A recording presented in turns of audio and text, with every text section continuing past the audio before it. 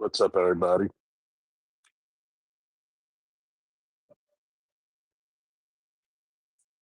We got the cocktail jazz crackling.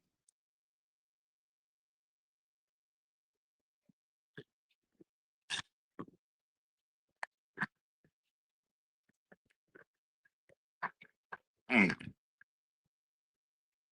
Welcome to the Akebi lawn, where you can put your swords, your guns, the shields down, visors up, get a glass, get a smoke, enjoy yourselves. Come together as one.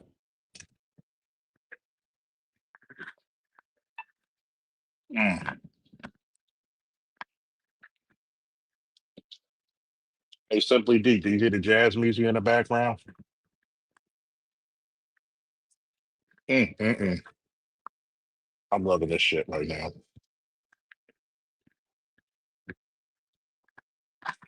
Gotta set the mood. Who else in the building? Who else swung by to get a drink? Good cigar. Matter of fact, let me get off these damn beats. Ah, put them up. Get off these beats and let y'all hear the little jazz in the background. Set the mood with my attitude. Boy, I should have an attitude.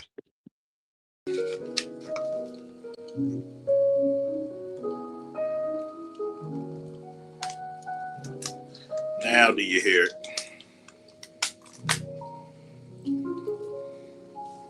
We're gonna set the mood right.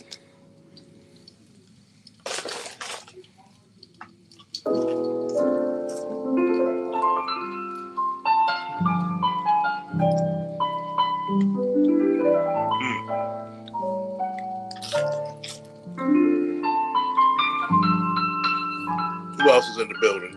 Don't y'all be sneak watching. Say something. It's a celebration. Enjoy yourself, niggas.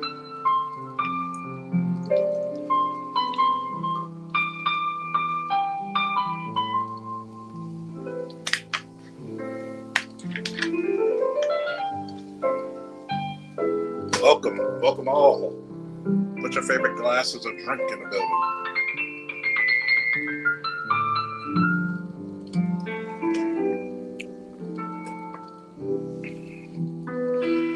We gotta talk about some serious shit.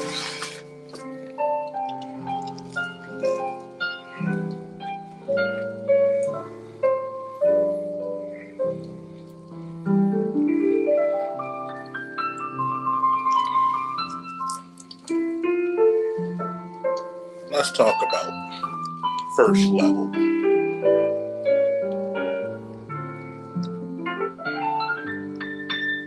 Let's talk about the first level, my dudes and dudettes. Everybody grab a drink.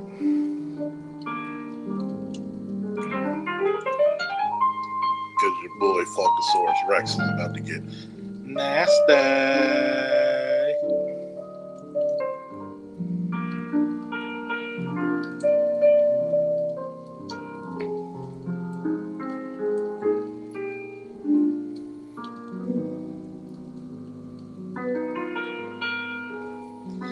Y'all don't mind if I talk to y'all about the levels of communication and speech, right?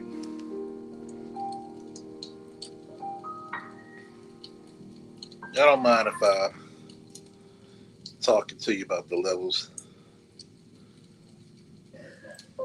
of communication and speech.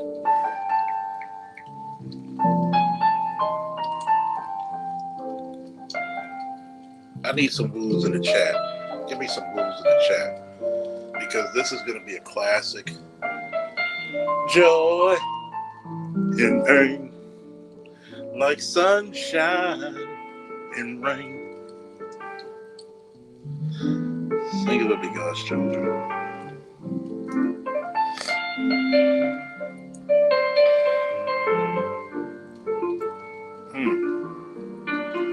Because I'm must be the content creator who's going to rule the late nights now.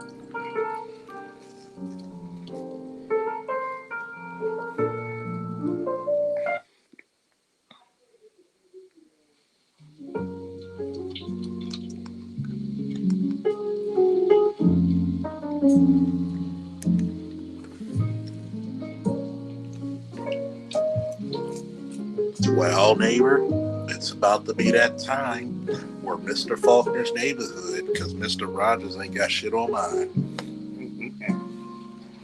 And in Mr. Faulkner's neighborhood, we talk about them dumbass bitches and niggas.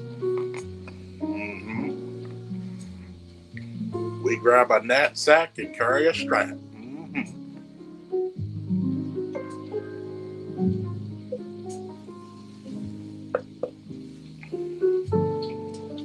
Oh, yeah.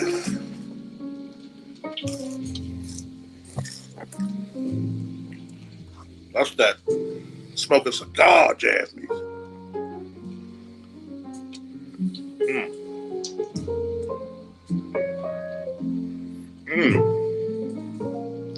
Let's try this one. Oh, that's sexy. More grown up, huh? Oh, now I can feel. Ooh. Let's get it.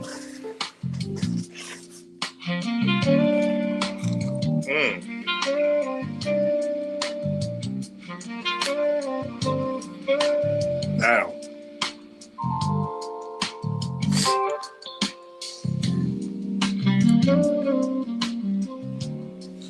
let's talk about the levels of communication. And this is the reason why I've told so many women and so many men why I personally do not like speaking to women past the first level. Because most women can't understand or comprehend further. 98% cannot go past the first level. They can't.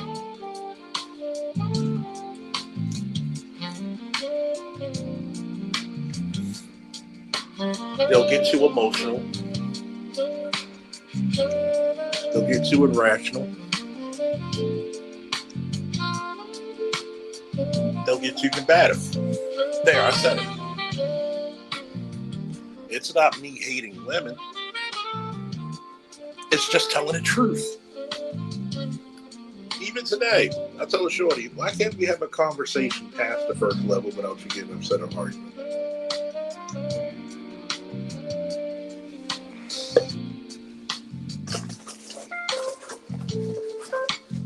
And when you tell the truth about black women, why is it that, why don't you go get a white woman? If I wanted a white woman, I wouldn't get your black ass, would I? But you feel so inferior.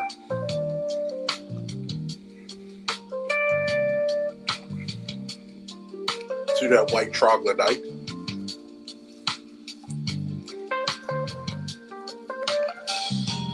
And like I tell people all the time, number one, 98% of people are not above. Well, I'll take that back. 98% of women can't go past the first level. Not without being emotional.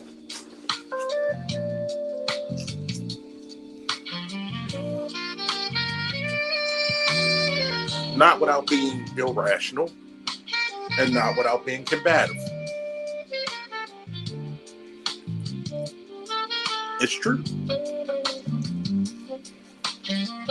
And if you're questioning what is a first level conversation, it's a little small talkish. Or getting to know, nothing, something basic. Hey, how's your day going? What's your favorite color? What's your favorite food to eat?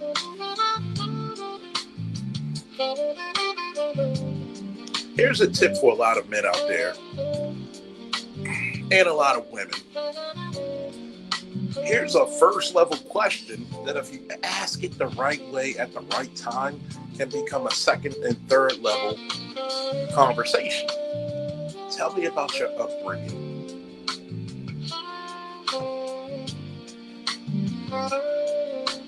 Tell me about your upbringing.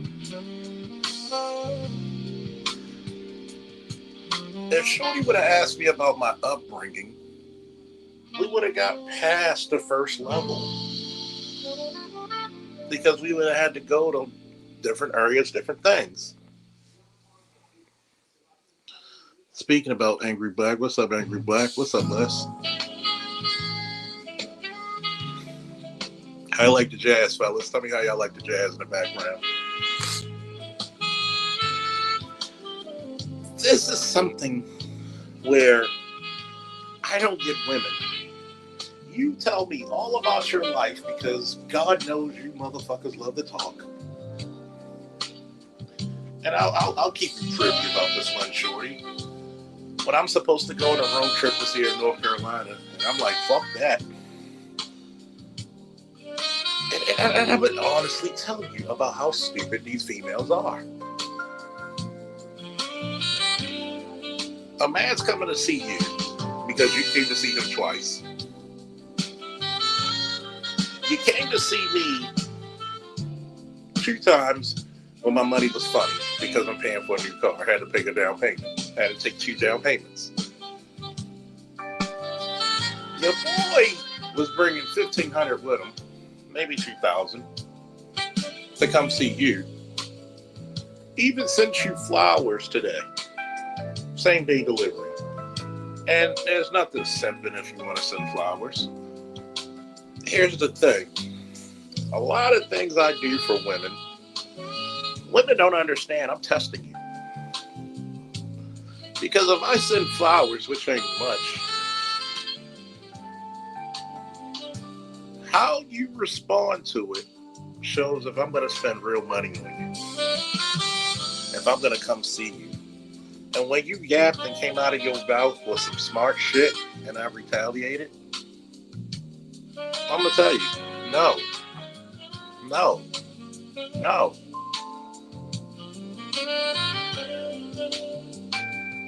Well, I sent you, her rebuttal is, oh, well, you didn't have any money. I sent you money for lunch. Yeah, and I sent you $15 extra.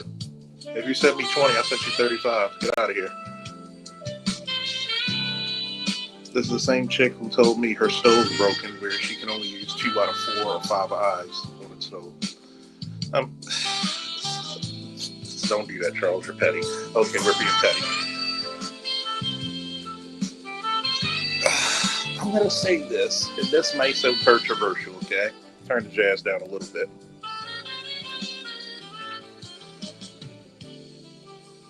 I'm going to say this. 85% of black women have mental illness.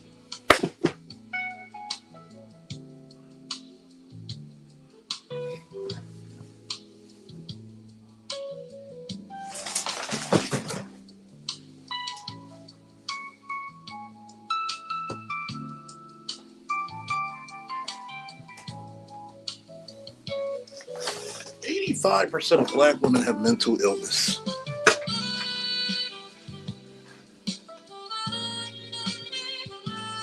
And some of you are going to say, that's fucked up. To say that about our black queens. Let me ask you this question, folks. How many of your black queens just spaz out for no reason?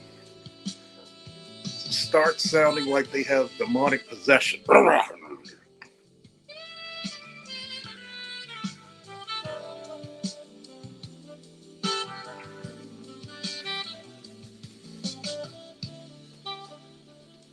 want you to realize this.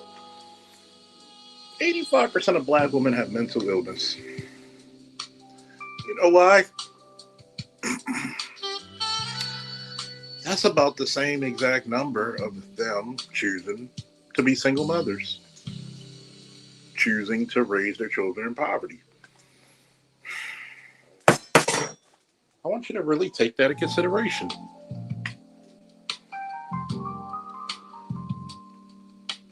Why would you bring a child in the world and you don't even know who the father is? You don't even want to live with him.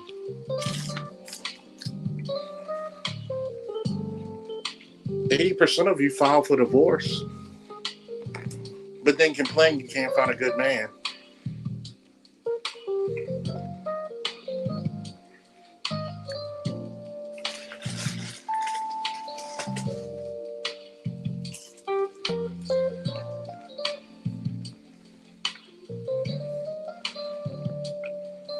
Yeah, get my damn lights up, man.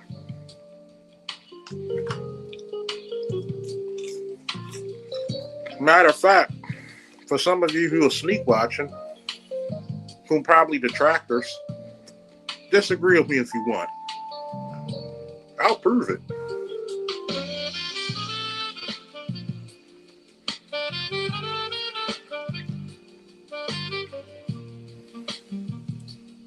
You wonder why your man cheats on you. Look at you.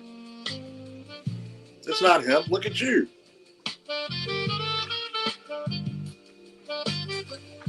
%90 of the problems a man goes through is because of a woman.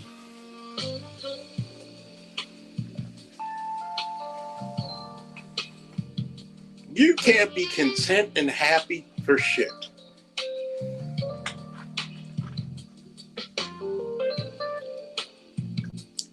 I'm gonna give you a little game for some of you single folks. If you're dating this chick, send her flowers. See how she reacts. $20, $30. You ain't gonna go broke, nigga. If that bitch isn't grateful, you know not to spend anything else on her. And then it shows you the level of femininity she's in. Because you know we have the least feminine women in the planet. I want you to think about that. Majority of them don't want to lose weight. They don't want to work out. They're heavier than 2 fucking brick slabs of fucking concrete. And then they have a nasty attitude. It's like they want to breed defensive ends or nose tackles. And then here's the guilt. We're not strong enough to deal with them. He-Man, Superman, and Goku is not strong enough to deal with your ass. Okay? Look. Majority of you can't go past first level conversations. If we have a real conversation with a woman on why she's bitchy, why you're arguing, why are you and I not seeing eye to eye,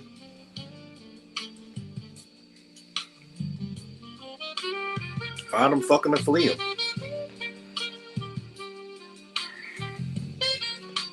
I want you to realize this, fellas. Most of these women would rather fuck you than make you a sandwich. Because making a sandwich is a labor of love. Fucking somebody is easy. They hoes. It's a natural hoe progression.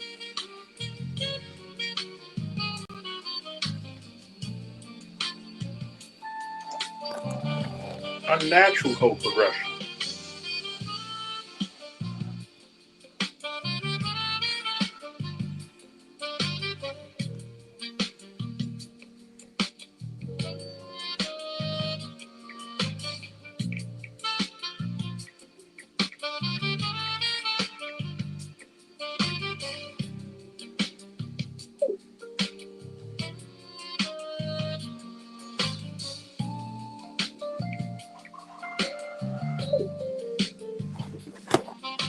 I want you to think about that. They'd rather fuck you than make you a sandwich. The reason why it's a labor of love and they won't do it because they don't love you, man. Simple.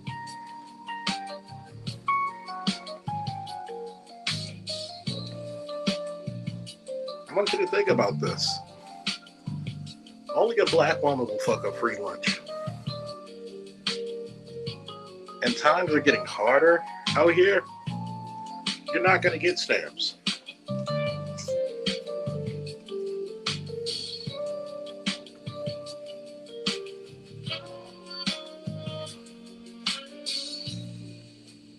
You're going to see a lot of women in the next few months, especially around Christmas time.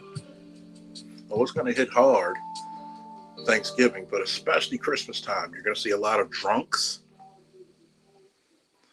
You're going to see a lot of alcoholics.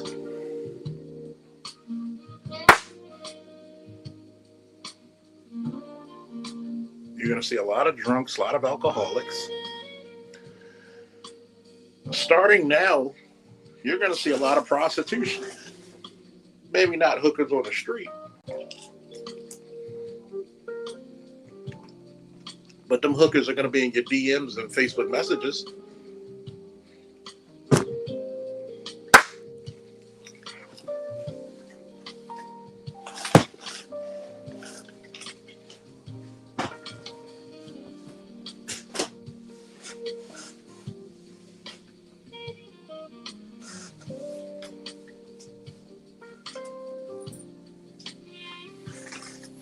Prostitution rate's probably going through the roof right now.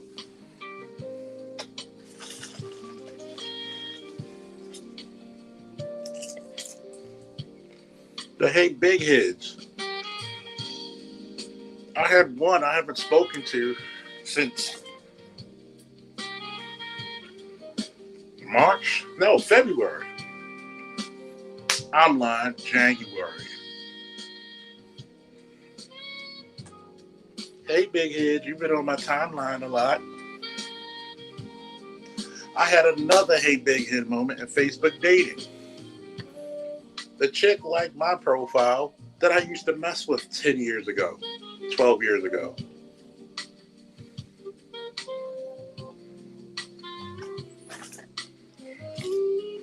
It's going to be some interesting times. When there's no food stamps, these bitches talk about stealing. It's going to be more like prostitution. Their body count's going to go up like Mount St. Helens.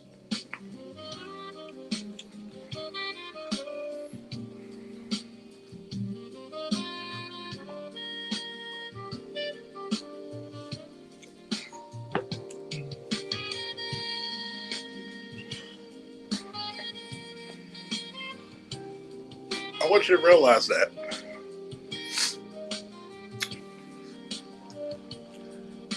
Females will fuck up a good thing and never know it. They'll fuck up a marriage because they're not content. They need drama like a fish needs water. Like plants need carbon dioxide. Like human beings need oxygen. Like birds need to fly. Like cats need to pounce. Fish to swim. It's in their nature. They can't help it. They always look for more. Instead of being happy with a gesture to make it better, no. I gotta fuck it up. I gotta make some way to make you feel my pain. Suspected pain. This is why I tell women, is it what you think it is? Is it what you feel, or what is real? I feel that you disrespected me. No. You're just too sensitive. And this is the funny thing about black people, right? Your parents could be pieces of shit. You still want to see them. You still want to hang around them. You want to get that love that you know it's not going to come from them. I was never built like that. Oh yeah, by the way, chick checks me about I have mommy issues. No, I drove my mother to Arundel Mills where she bought my son Tim's and my great nieces and nephews coats for the wintertime. But this is the same chick who can't even get $5 from her mother. This is the same chick who got literally physically abused at 14, 15 years old by her mother because she heard her mother having sex with a man so frequently and openly in their room, not even waiting for the kids to go to sleep. And she beat her up.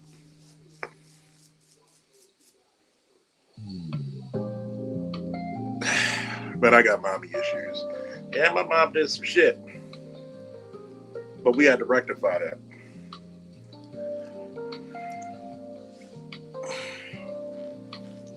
So here's my question: what is your mother giving your sons? It's up a hard way to go and an easy way to get there.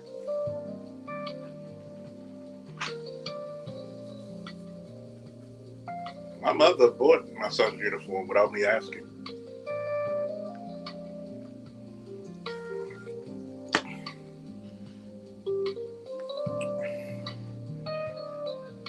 You take the bullshit. You're scared as hell that your ex-husband could actually one day take your youngest son, because your oldest son is 18 now, take your younger son and hit you for child support because he might actually be more stable or had a stable family. And you're a military vet, but you don't have your veterans benefits.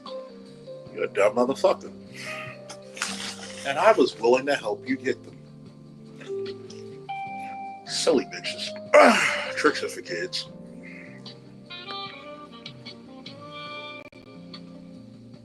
This is not me being bitter. No. This is me telling you. These bitches always start out great, but they can't help but to fuck up something. These bitches will fuck up in the Olympic gold medal match. They will fuck it all up.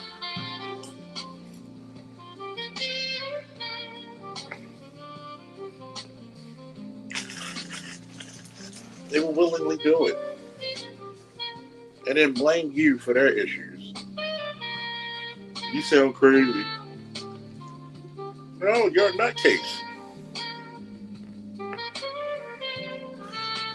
This is the reason why so many black men are done.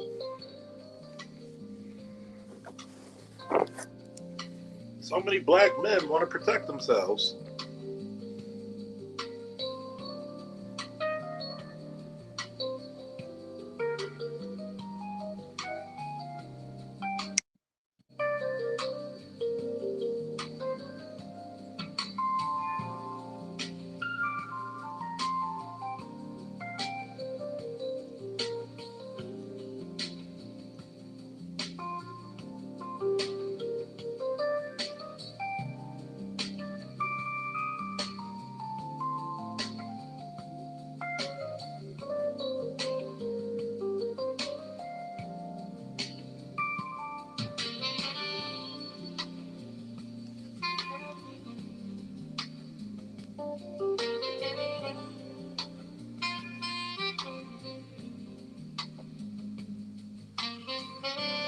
I want you to really think about this, right? When have you heard a woman take accountability for their fuck ups? You purposely marry terrible men. You get pregnant by terrible men. Purposely. And you blame everybody else but yourself. But people say that, Charles, you come off as a know-it-all. You come off like you're perfect. No, I'm not perfect. That's your inconsistency with yourself. Not me, bucko. Not me, bucko. Maybe, it's just maybe, it's true what they say. A lot of women are intimidated by intelligent men. They don't feel worthy.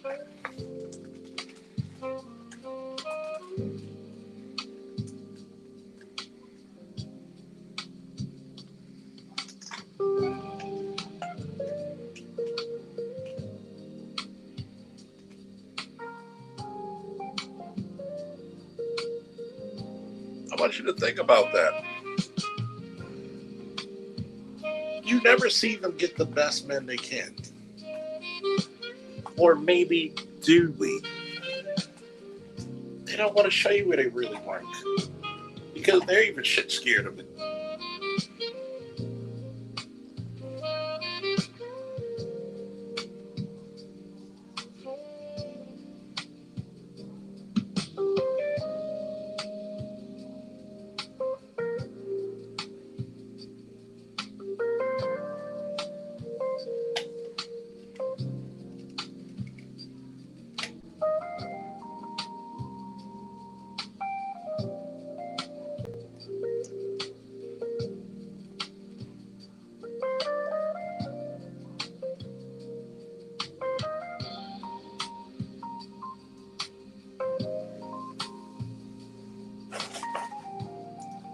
going to tell you why. You're right. They can't mommy an intelligent man. They can't boss him around. They feel intimidated because you're not the smartest motherfucker in the room.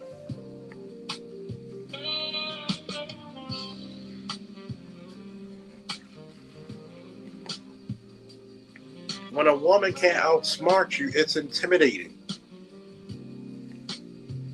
Why do you think they get married for so many years to lames?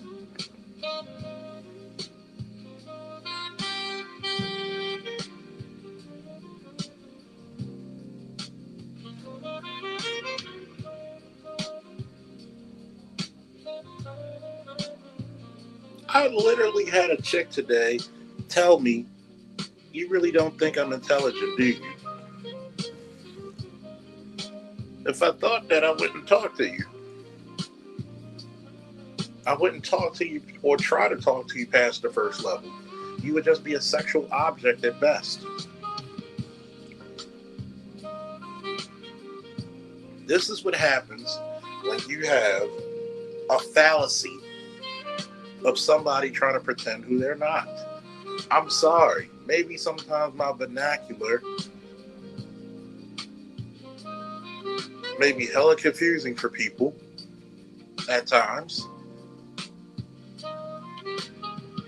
But I feel it's compulsory to at least read a dictionary and a thesaurus every once in a while. I don't think that I'm better than anybody, snootier than anybody.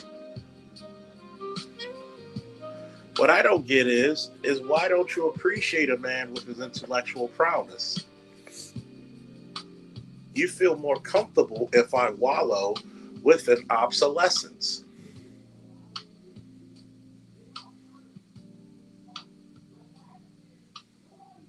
If I'm going through some type of hellacious struggle,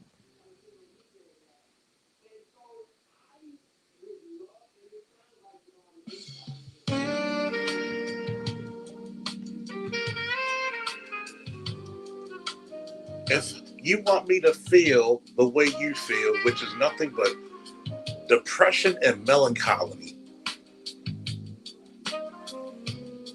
that's all you want. You want to be heard, but you don't want to listen. That's the problem. Fuck your feelings sometimes, because shit has to be done, sweetheart. And this goes for anybody. Fuck your feelings sometimes. You think I felt like being on patrol? I feel like going to fucking Colombia? I felt like going to some place that needed my company to do armed security? Sometimes no.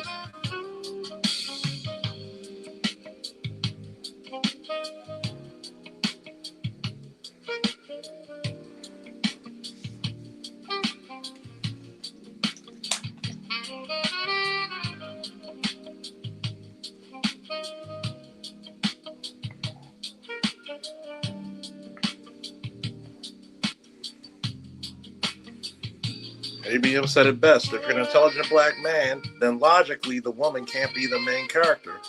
And that's why they hate. It's such vitriol. It's such malice. Such angst. This is the reason why they didn't date the nerds in high school. Because they would feel embarrassed.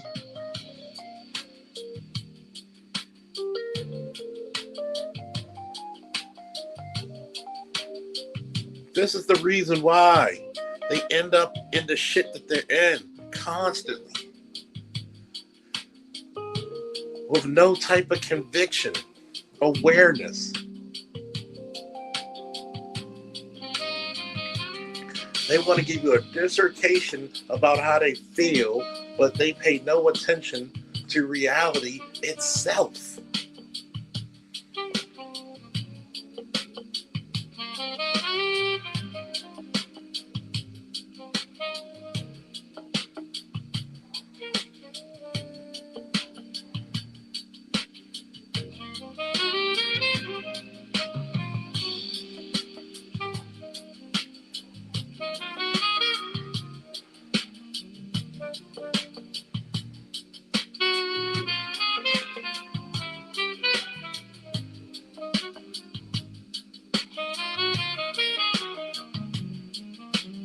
just telling me this.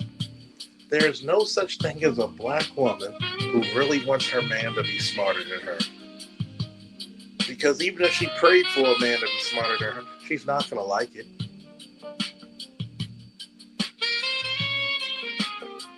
Any other race of woman wants a man they can look up on a pedestal and look upon him and say, how the hell did I get this motherfucker? Not our women. They look at you in the bottom of a hole looking like Yamcha. They can't ever say, my man is my greater, my better.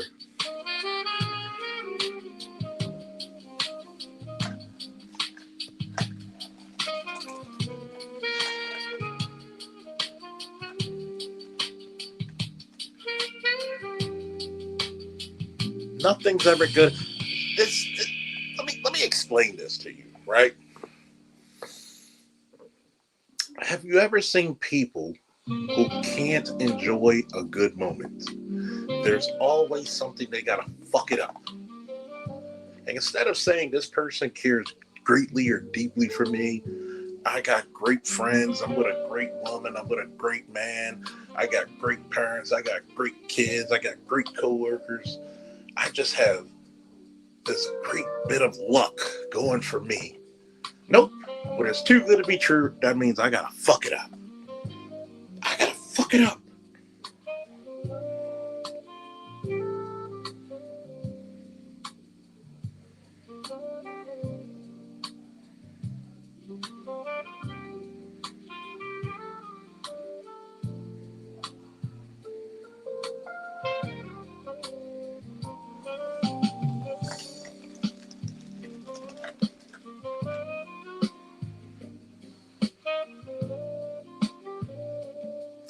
I'm really confused about that sometimes, but really I'm not. If you go back into the book of Genesis, who was looking for more, Adam or Eve? Women, whether if you believe in Adam and Eve or not, it's a great story of a parable of a woman who always wanted more.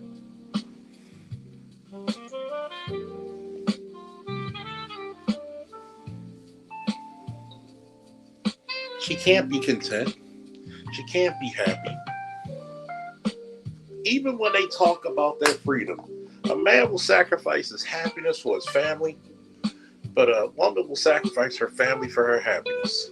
And then, here's the sick part. She's never really happy.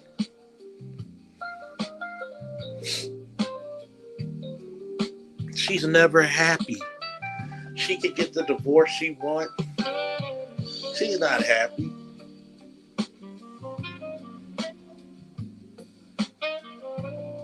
She's not happy.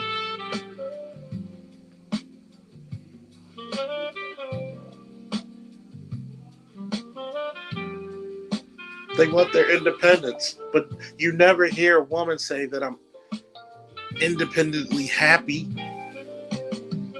You never heard that. I'm happy being independent.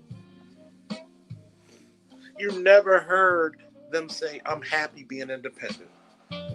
If anything, they're miserable even more so, because now they got to do everything on their own.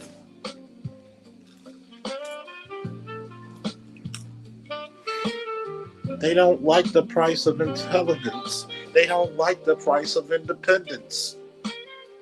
This is the reason why they grow mean.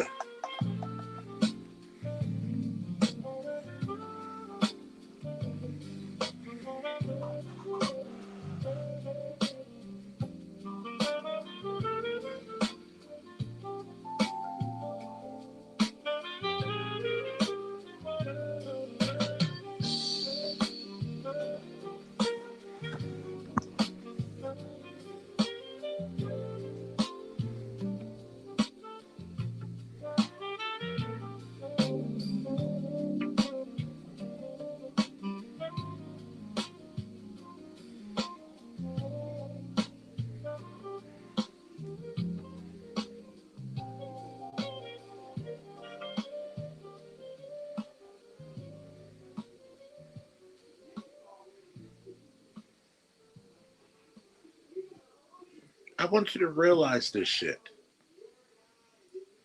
Why do you think yesterday I told you to get your mind right, get your body right, get your soul right, and everything will be all right?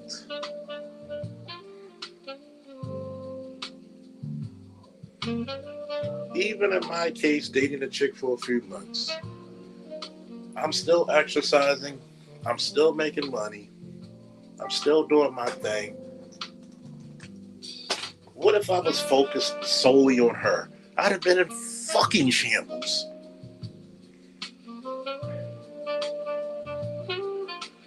I want you to think about that. Fucking shambles. Here's tonight's ultimate lesson. I don't give a fuck what relationship you're in. You can't be 100% in. The best you could probably be is 80. Maybe 85. Maybe. But definitely 80. You better start saving money on your nest egg. You better start looking for yourself. You better be learning your commitments. You better always have a hobby.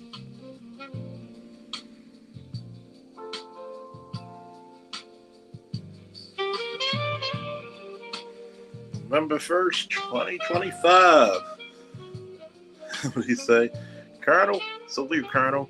Remember the blockbuster movie on November 1st, 2025, Terminator 5, Judgment Day, of the Hood Rat, Chickenhead, and Daddy Government. Oh yeah. This is what happens when the chickens come home to roost. When the lion comes back to rule the pride. You thought that this was going to be a forever ship.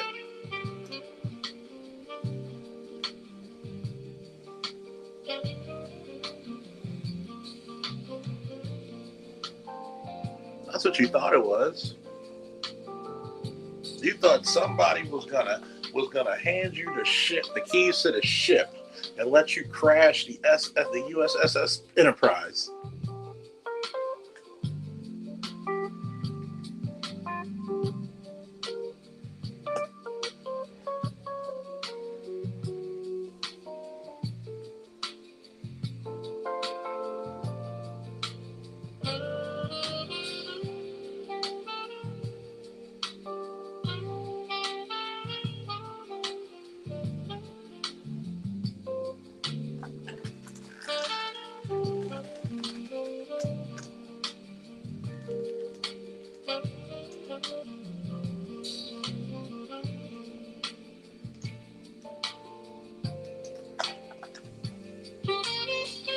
It's the fact of the matter that black men, you're going to have to learn this cold, hard lesson that I had to learn very young. And sometimes I might have forgotten this lesson, but there were things that made me realize this lesson once again. You'd rather be the victim of your own success than the successor of someone's failures. Someone else's failures, man. You're going to be a victim. The better you become as a man, as a black man, the more educated, the more skilled, the more diverse, the more multifaceted you are going to be doomed as a victim of your own success. A lot of women probably aren't going to like you. God forbid you make good money. You can never, if you make $500,000 right now or $250,000, I like to tell you this. Let's say you do get married. 99.9999999% that woman likes you for what you can do for her and not for who you are.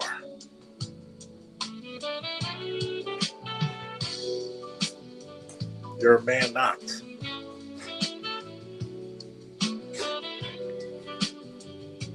I said it. You're a man not.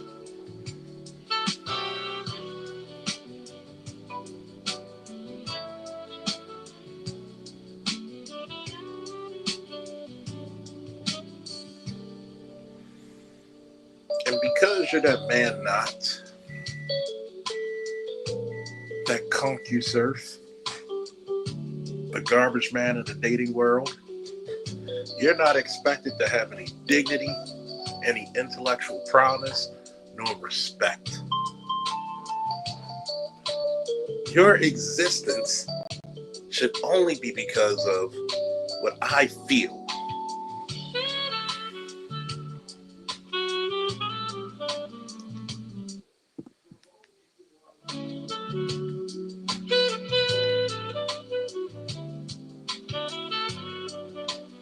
I want you to think that. You are only here to serve me. You have no manifested destiny of your own. You have no opinion that's worth listening to. You have no thoughts that should be gathered in your mind. There's no amount of fucking love, respect, and leadership that you can do to galvanize me or my ilk.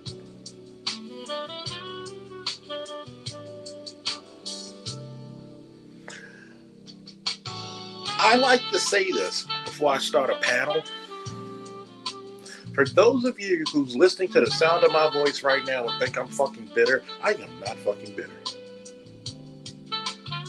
I'm motivated. I've always said this to a bitch. You never know who's testing you. I'd rather waste $50 to $100 on a meal and flowers than waste hundreds of thousands of dollars for the next 10 to 20 years.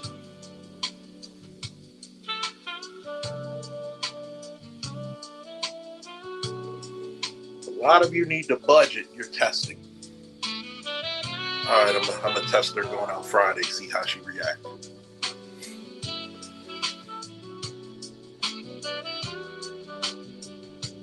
I keep telling you niggas, they will fuck up a free lunch. They will fuck up being rescued by Superman. He could catch them falling from a building. I don't need no man. Let me go. They would literally fight out of his grip just so they don't ask for Superman's help and die and fall to their deaths. That's the logic they have. The man just came out of nowhere, swooped in, saved you. I'm the prayer that's been answered by God, given to you. Ugh, he's only 5'11". Get off me.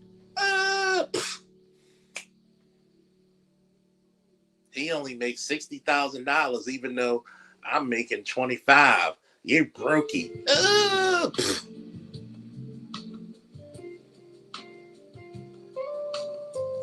The Superman that comes to save you, you reject constantly.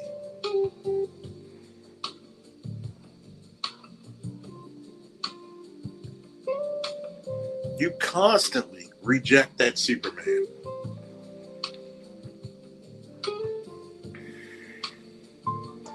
Harriet Tubman once so eloquently put, I've saved thousands of slaves during my time. I would have saved thousands more if they knew they were slaves.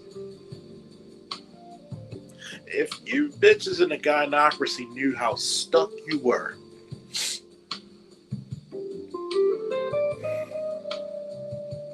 that black man came back to save you, and you slap his hand. It's a picture that was so deep but so simplistic. It was a black man chained to a tree by the waist.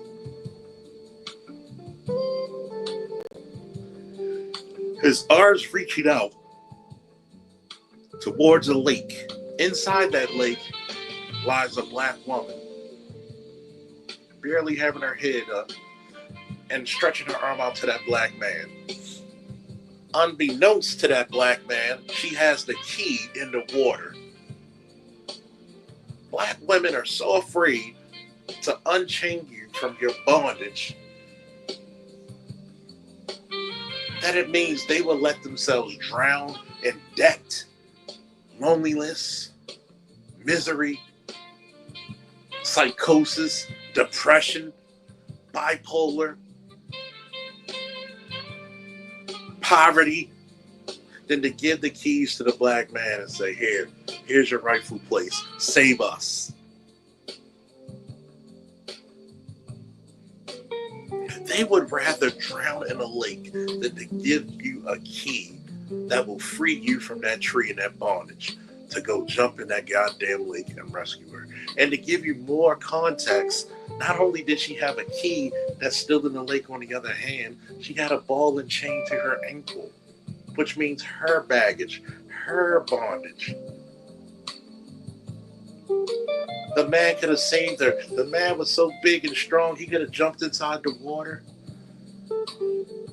picked her up, even with the weight on her and all that bondage on her feet, all the weight on her back, all the guilt, all the psychosomatic,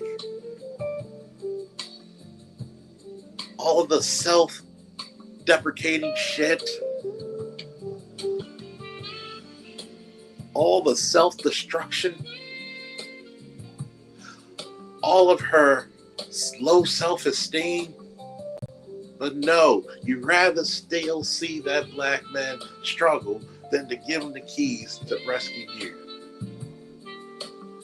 This is the reason why. This is the reason why.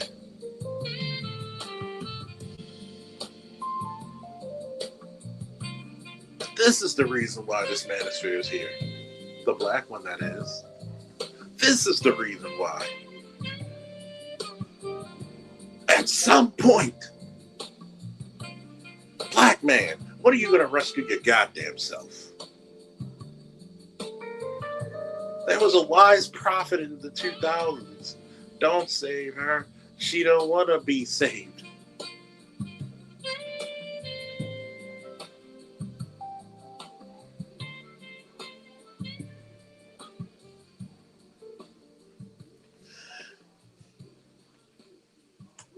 She doesn't want to be saved. She rather live in. She can't even live in conquest. At least white women can say we live in conquest. These bitches are the immortally conquered, and they want to talk about how conquered you are. At least they kill us like a fucking warrior. They smut you out. They turned whatever babies, half-breed babies you've done in slavery and made them slaves.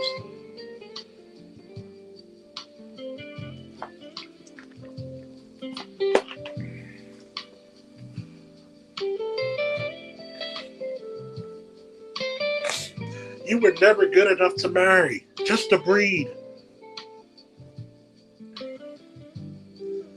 It's amazing how much mental fortitude black men have to fucking get out the bed, and how much emotional intelligence just to drive through the fucking world that literally hates them.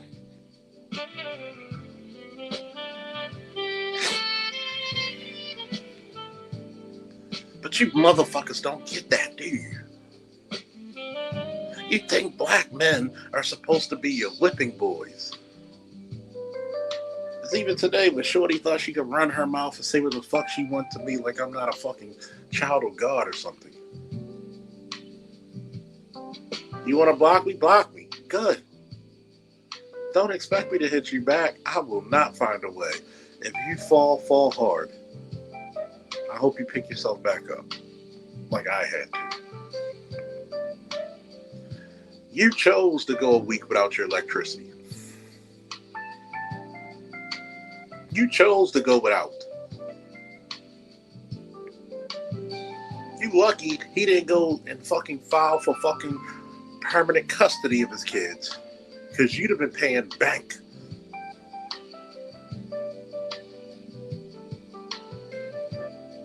Here's another thing you got to think about, right? And I'm sharing this to be candid with you guys. This chick actually called me a narcissist. Get that, neighbor. Get that, ABM. A narcissist. I'm trying to become like Lex Luger, but I'm not the narcissist. Can someone put the definition of narcissism in the chat.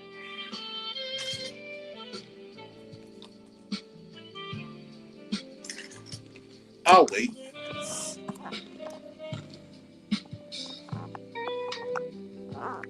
Don't forget to put my likes up. And if you feel inclined to donate,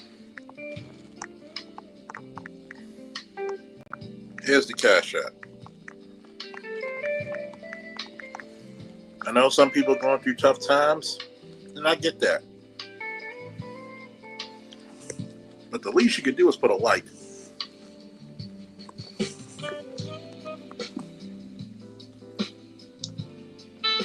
The least you could do is put a like and share it to people you know who would enjoy the content. Somebody put up the definition of narcissism.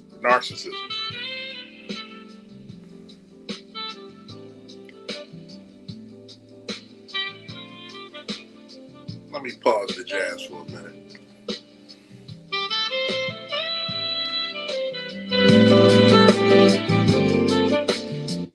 Definition of narcissism. Narcissism involves an excessive sense of self-importance, a constant need for admiration, and a lack of empathy. While we all have some narcissistic traits, it becomes a problem when it leads to self-centered behavior, damaging relationships, and potentially develops into narcissistic personality disorder. Definition of narcissism. Narcissism involves an excessive focus on oneself, a strong sense of self-importance, and a need for constant admiration, sometimes at others' expense. It also includes a lack of empathy and the belief that one is special. In severe cases, this can lead to narcissistic personality disorder, which can damage relationships. What are the key characteristics of narcissism?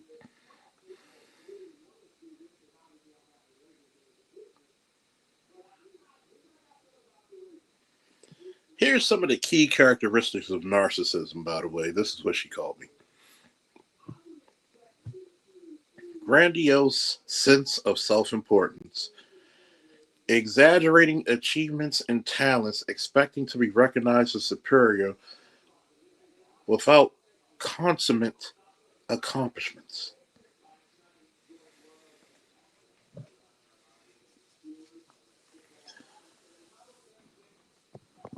Let me put it to you this way. I never had to brag about my accomplishments. There have been times I've been places where people recognize me and told my nephews and godsons, even my son, what I've done. And they were like, dude, we didn't know you could do that. There's military paperwork they read. And they were like, God damn, we didn't know you did all this. You never talked about it. Would a narcissist exaggerate what he did? Yes. A need for excessive admiration. A constant need to be the center of attention and praised by others. Anybody who knows me, I try to avoid attention sometimes. I really do. It's almost embarrassing. Even when I go out places and people compliment me on what I'm wearing or how it fits on me or my arms or something, I kind of tone it down because you kind of don't want that attention sometimes. You want to be left the fuck alone. That's the opposite of narcissism. A lack of empathy, difficulty recognizing or identifying the feelings and needs of others. Do I have a difficulty recognizing the feelings and needs of others?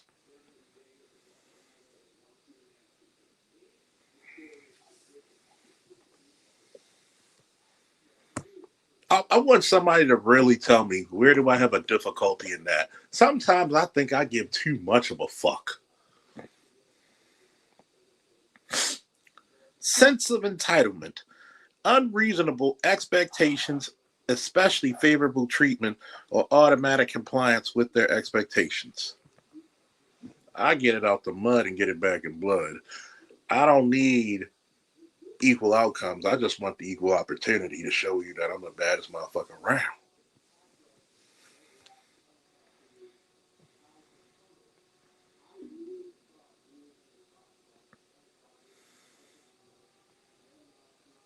self-centeredness, an excessive focus on one's own needs and desires, often to the detriment of others.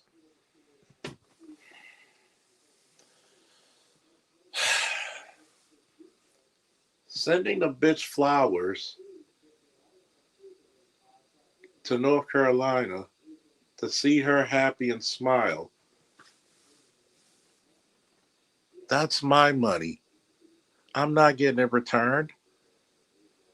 That's the true opposite of a goddamn narcissist. See, this is the reason why black men stop debating feelings, debate with reason and factual information.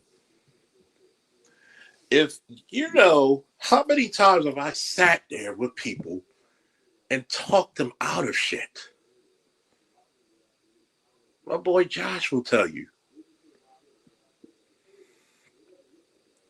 I think about others sometimes before myself.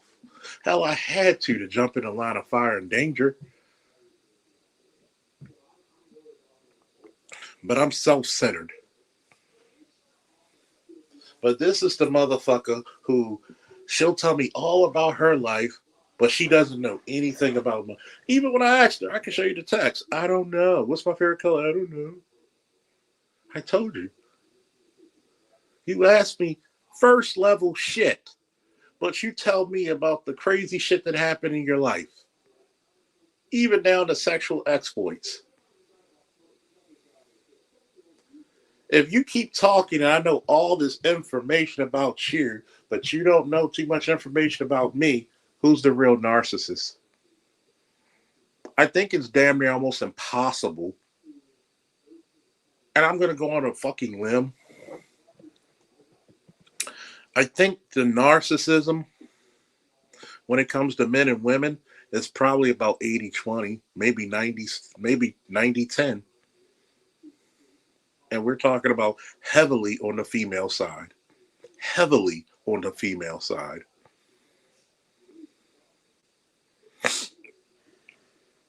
And I want to ask this question. All those traits I read, does that seem like a black man to you or a black woman? The black woman is God.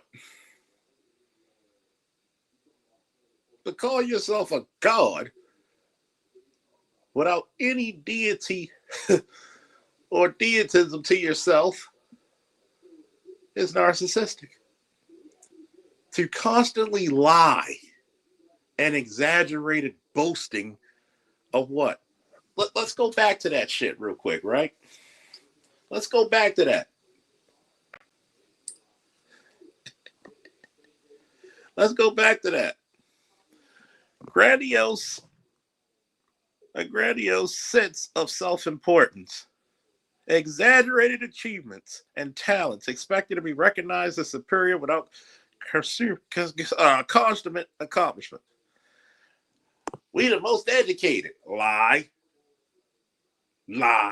We got the most business. No, you start the most businesses. Black men still have the most successful. Black men can't touch us. We make more money than black men. Wrong. That's narcissism.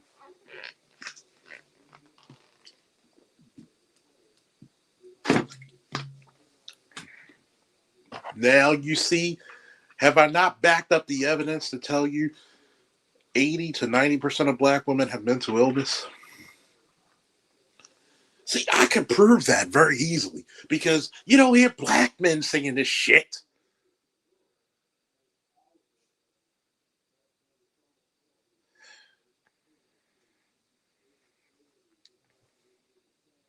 And when she called me this, I said, how do I have a sense of grandiose importance?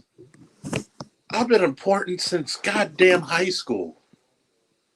I didn't need, see, you're the one looking for love. You're the one who needs acceptance by people. This YouTube thing could go straight to hell and I'll still be somebody. I'm giving my knowledge back. I don't get too many donations. I'm shadow banned. I do it to help other people get through their shit. Let's keep it real funky. If I'm a narcissist, why would I date you? I should be dating 20 years under you.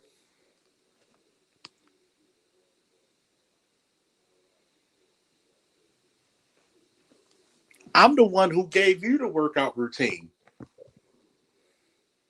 because you admitted that you're lazy.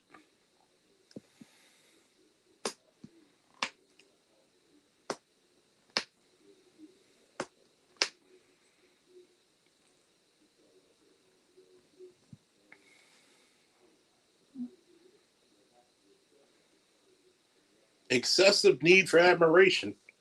What do I need your admiration for? Most of my days off, I'm in the house playing a game.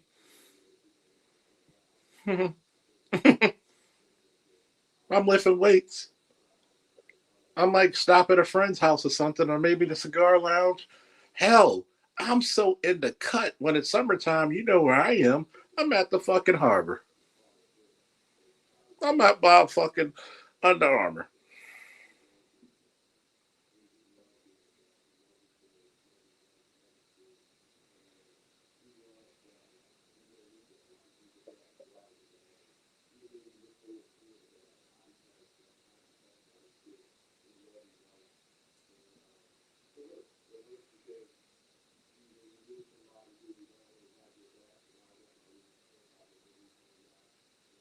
Think about this. I can easily go to this fucking picture.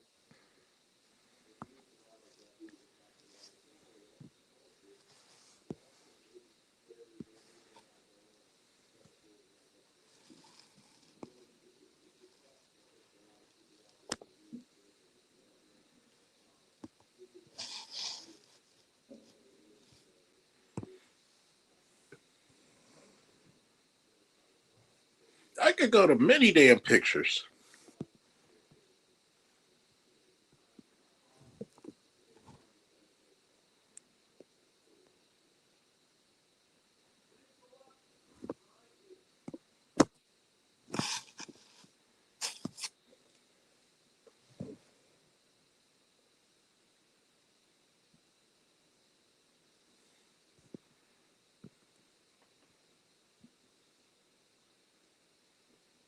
Think about it. I want you to really think about. You know, I don't like bringing up certain subjects, but this is going to count. Would a man who was called out the blue by Dr. T.S. Johnson to speak to a guy who only wanted to speak to a veteran because he wanted to harm himself and others, would that man speak to that guy who doesn't know from a can of paint for 2 to 3 hours straight?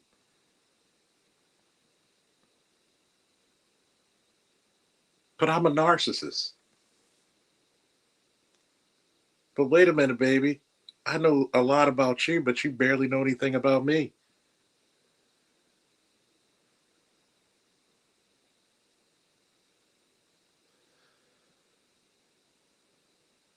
I didn't need you. You didn't need me. So when you yelling about I'm independent, I don't need bullshit. You need a lot of people. It was you last year trying to end your life.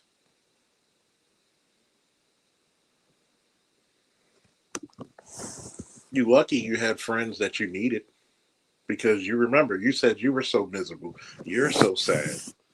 Why are you sad? Because you can't be content.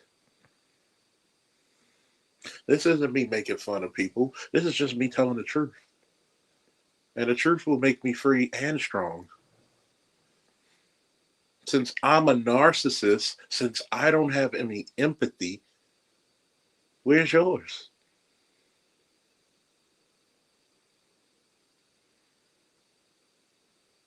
Like I told you before, yesterday, when you give people grace, when you give people grace, don't expect the level of grace to give me back to you. because they can't handle it. This is the same bitch who's amazed by my patience. I've been a cop for years. I'm patient with people. Because if I didn't, I'd smash them.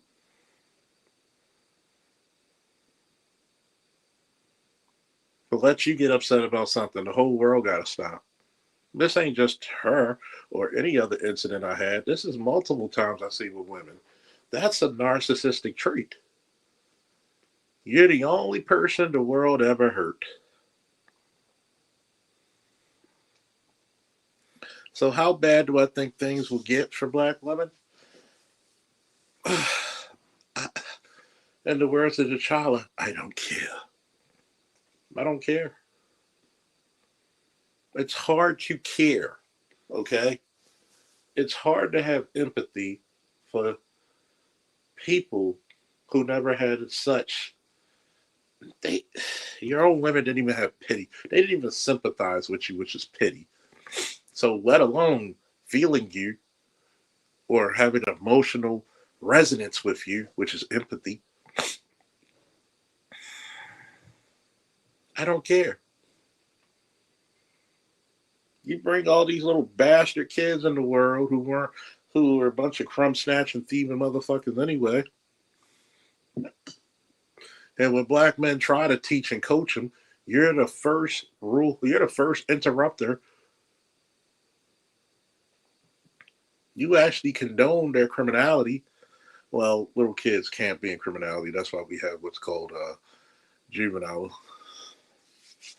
delinquency is the legal proper term. Y'all encourage it.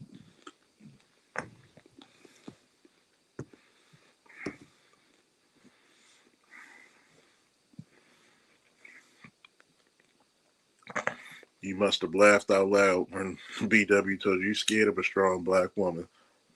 Yet you faced and battled thugs in Baltimore and ISIS and there.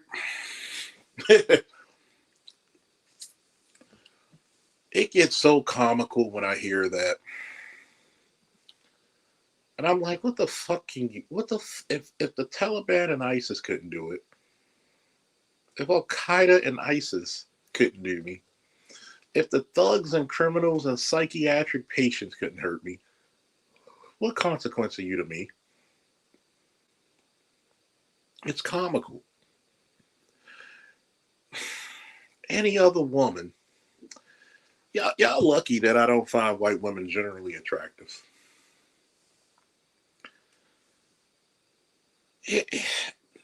This is my struggle.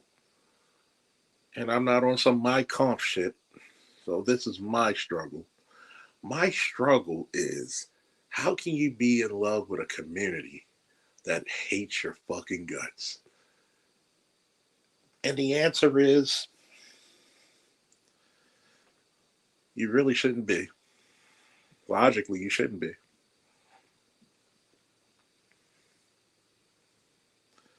The streets don't owe you shit, and you damn sure don't owe the street shit. You can't make this shit up.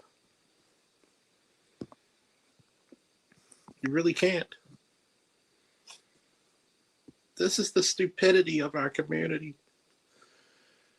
You women will give up a royal flush, straight aces, 21 on blackjack.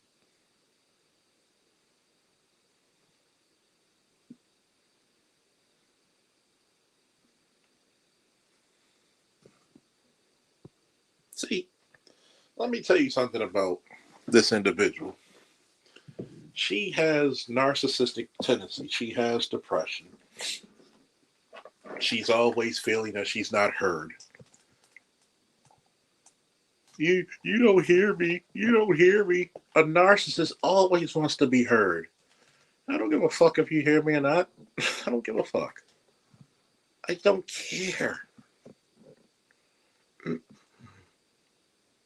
Everybody likes me. I can go anywhere. Everybody likes me. How do you know that? How do you know that? Everybody likes me. Everybody likes me. She has a longing to be within a group. She's got a fellowship. She can't be alone. You know what they say? Sometimes you don't dodge a bullet. Sometimes you're one of those bad motherfuckers that can dodge a nuke. All the traits she possessed were closer to narcissism than me.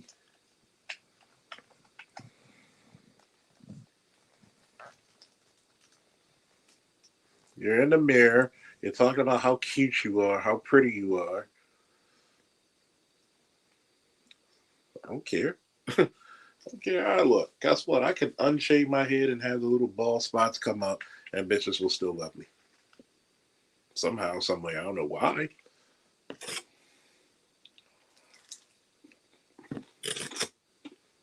Well, here's the criminality.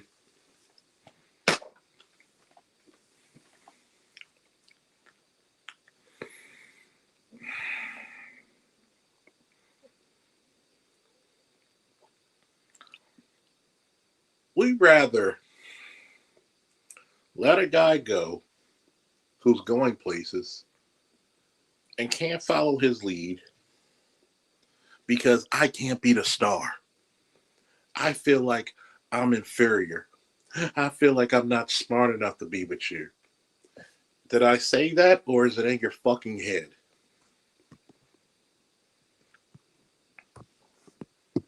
This is why I come on here and notice how many people give you real life times of their own life.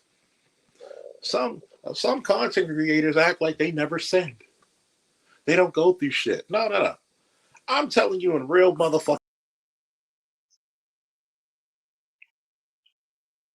Oh shit, he kicked himself out.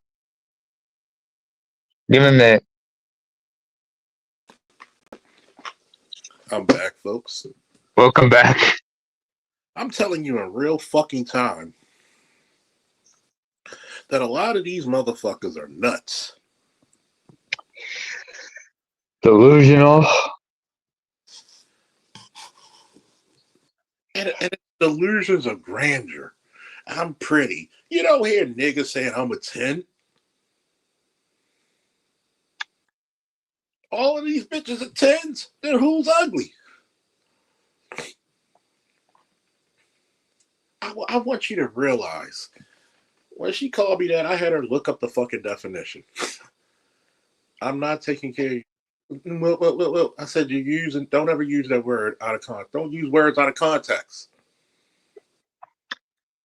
Well, she has to call you that because one, she doesn't want to admit that she is full of crap, first of all.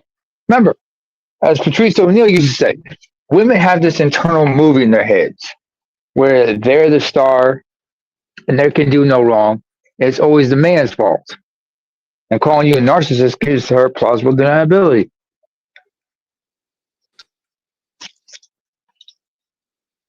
I mean, when have you heard of a woman admit that, it was her fault that the relationship went to shit? They'll talk about the man cheating, but they'll never tell you the man cheated. Oh, I've been around white women, and I've been able to because I've been on good terms with some of them. They open up to me in a way where some of them have actually admit that they cheated on a guy. No, this. I was like, huh? And why? I wanted to ask them why, but sometimes they wouldn't tell me. Or they said because it was because of him. I'm like, what did he do to deserve that? I mean, you remember Amy Schumer, the comedian? Mm-hmm. It wasn't funny. Yeah, that heifer. I remember she was like, there was this comedy special she did with 3 other female comics, and she was like the mistress of ceremonies, the MC.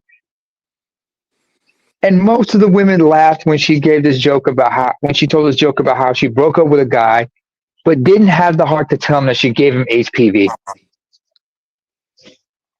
They'll let you do that. That she ready to kill you. Michael Vick, anybody? Because remember, Michael Vick was before the whole dogfight and shit. Michael Vick had to settle a civil suit, no six, about a girl accusing him of giving her herpes. Or remember when Usher was accused of giving a chick herpes? Mm-hmm. Hell, even Dennis Rodman was. I remember Dennis Rodman. This is when he first joined the Pistons. So joined the Bulls. He was accused of giving a chick herpes, and then he took it to court and proved that he didn't have it.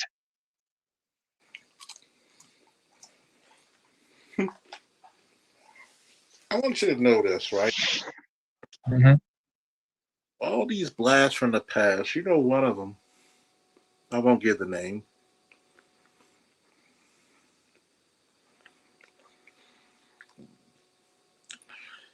Stop messing with me, mess with another dude.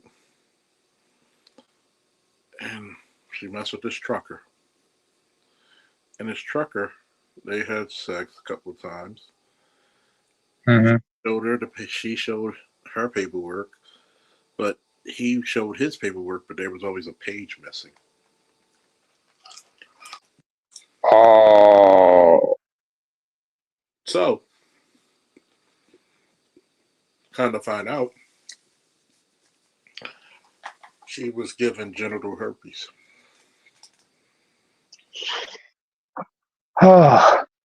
And I'm like, Jesus Christ. And I'm thinking to myself, when you were with me, you never had to deal with that. I pray that you get treated very well. They hated Raw, didn't they? Her and the trucker. Yeah. Shit. I mean, HIV is more common among truckers in certain parts of the world. Good evening, gentlemen. Good evening. Hey, Was good. guess what, ABM? I'm a narcissist. Listen here. This is just a little tidbit of information. 48% of BWs in America have herpes. What else is new? 48%. You know, motherfuckers try to fight me when I said women carry diseases more than men because you're natural incubators. Yeah. 48, almost 50%. So ABM, you telling me almost 1-to-1 for almost every two black women, one of them have it's a good chance one of them have herpes. Don't believe me? Google it right now yourself. But yet it's black men giving these diseases, right? Well, you was talking about narcissism. What if I told you that most black women are narcissists? What did I say? About 80 to 90.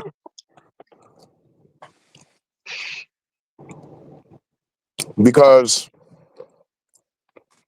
they don't live in a parallel universe that they don't know this information. No. They know goddamn well what it is.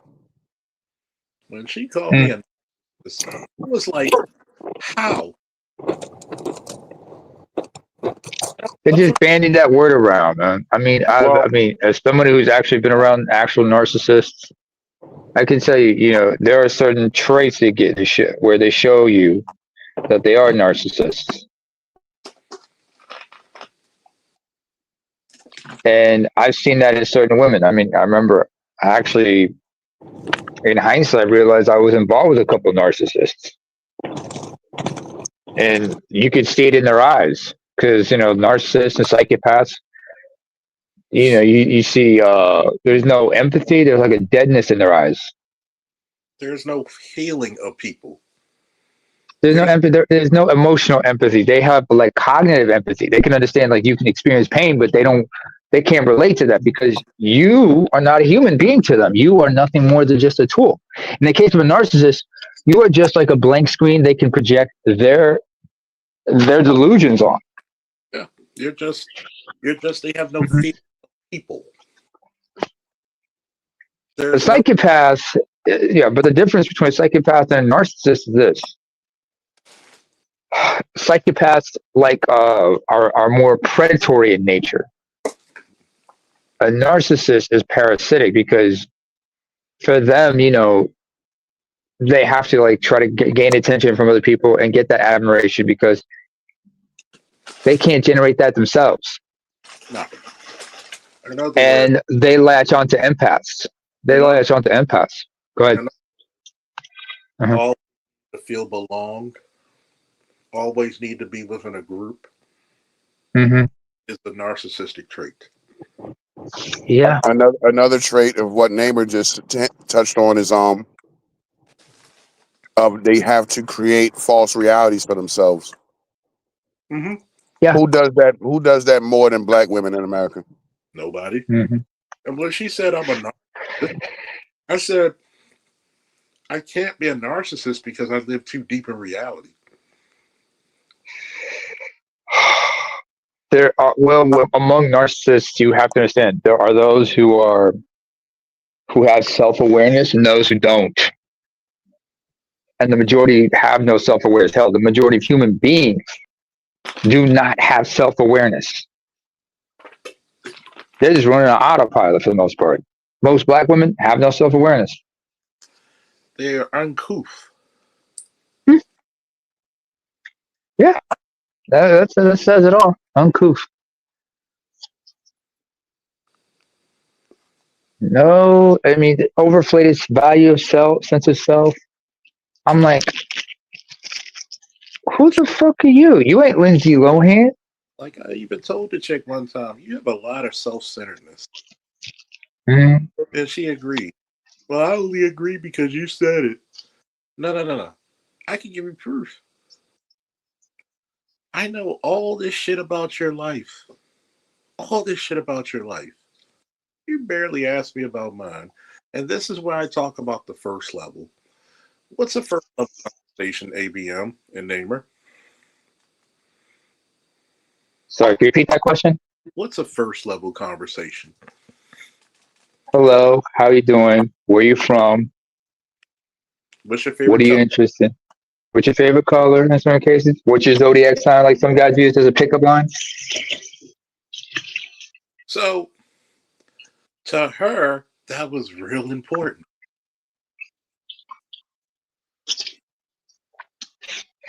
But she'll tell me about stuff that happened in her marriage, when she was in the army, when she was with her parents, when her dad passed. That's not first level shit, is it? That's oversharing. I would know that because I've done some of that myself. So, But that's because, go ahead. that's a trait of what?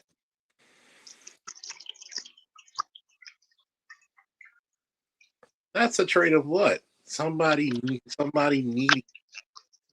Needing validation or attention. That's a narcissistic trait Mm-hmm. because you need validation. No, you're better. You're so good. Don't worry, you're better than what your mom said.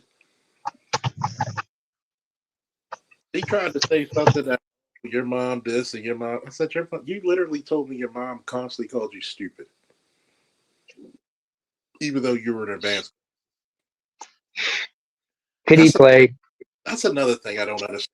Black women. Black women will have the most horrible money, still want bitches, and then they expect you to be respectful about it. I don't want to be near that bitch. If she treated you like this, how you want to treat me? I mean, if there's one, you know what, Charles? If there's one person who understood narcissism better than any of us, it was Kevin Samuels. Because he talked about, because I remember, when the master teacher had the Coliseum, and he had Dr. Gray and everybody in there.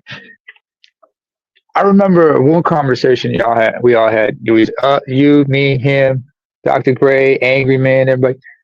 And he was talking about the importance of brothers going to seek counseling because he talked about he had to go counseling because he had to deal with one of his ex-wives happened to be a narcissist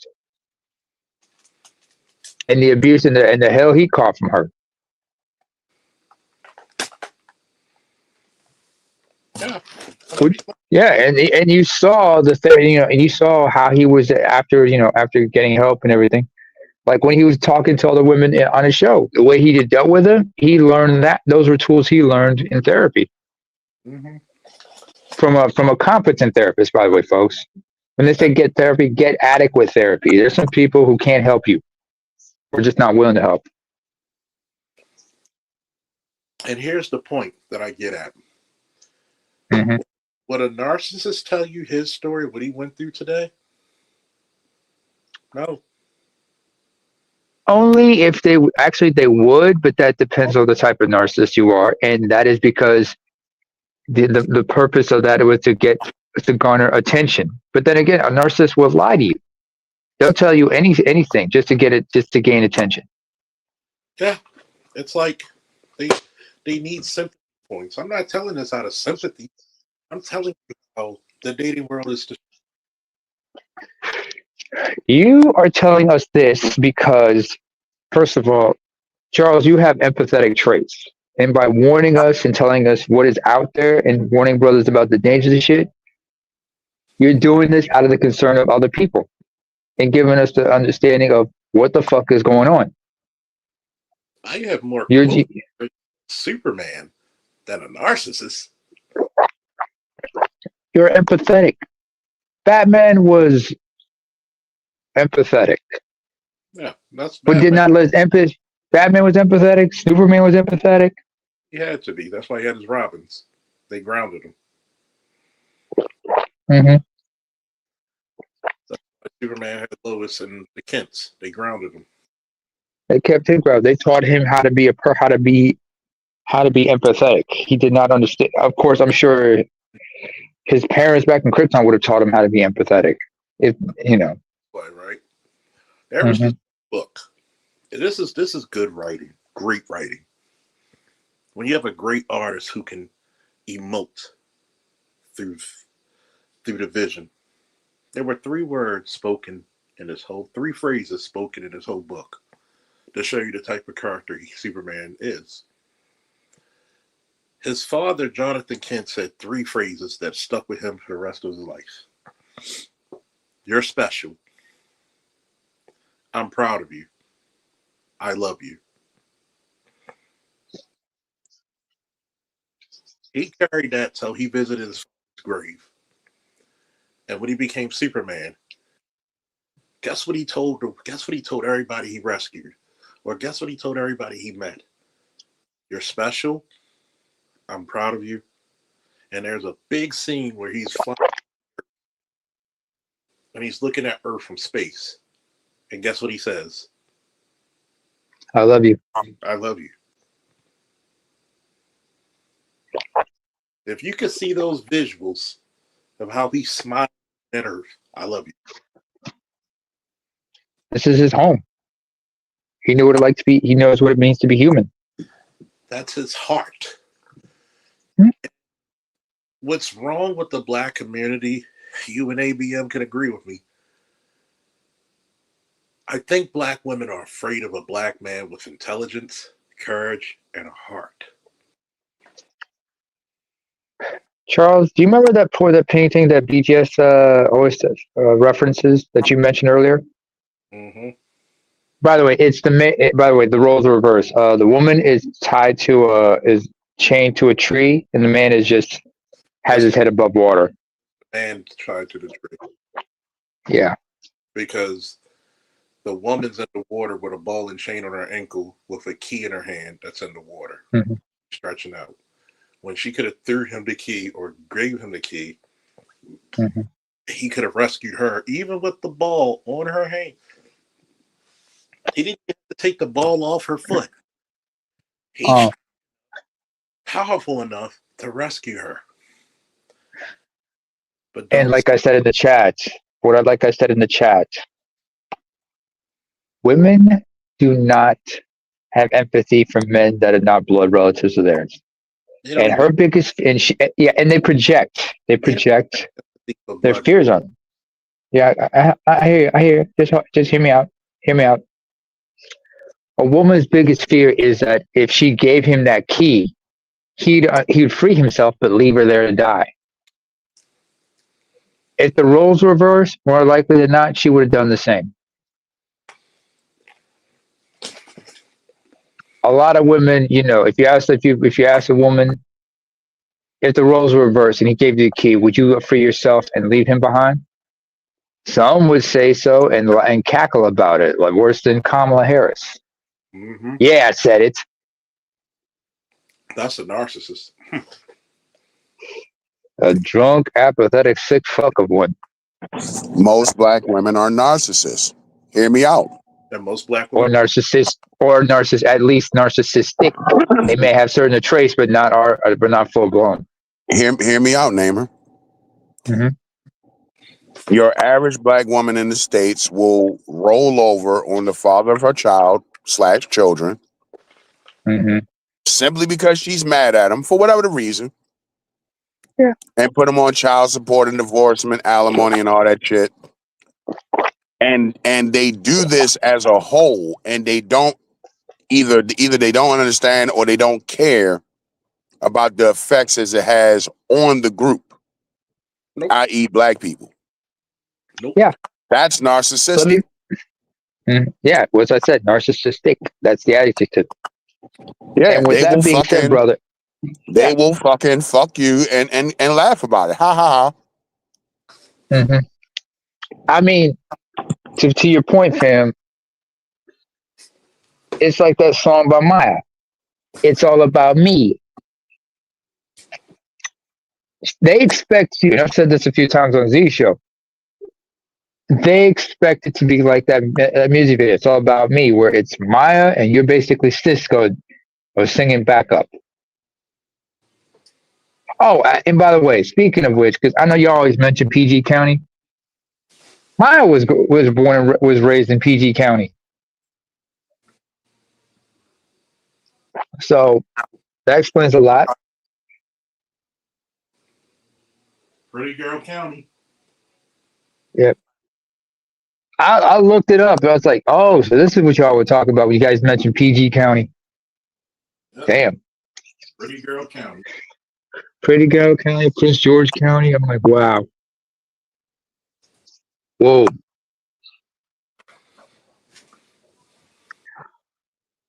But anyway, It's the fact. it's that resentment, that hate. I remember Avan had a song in the music video. His ex-girlfriend was always trying to sabotage his life. In the end, she like roughed herself up and called the cops on him, saying that he put hands on her. And she's just having this weak, just having this slight smile. It's the fact of the matter that Mm-hmm.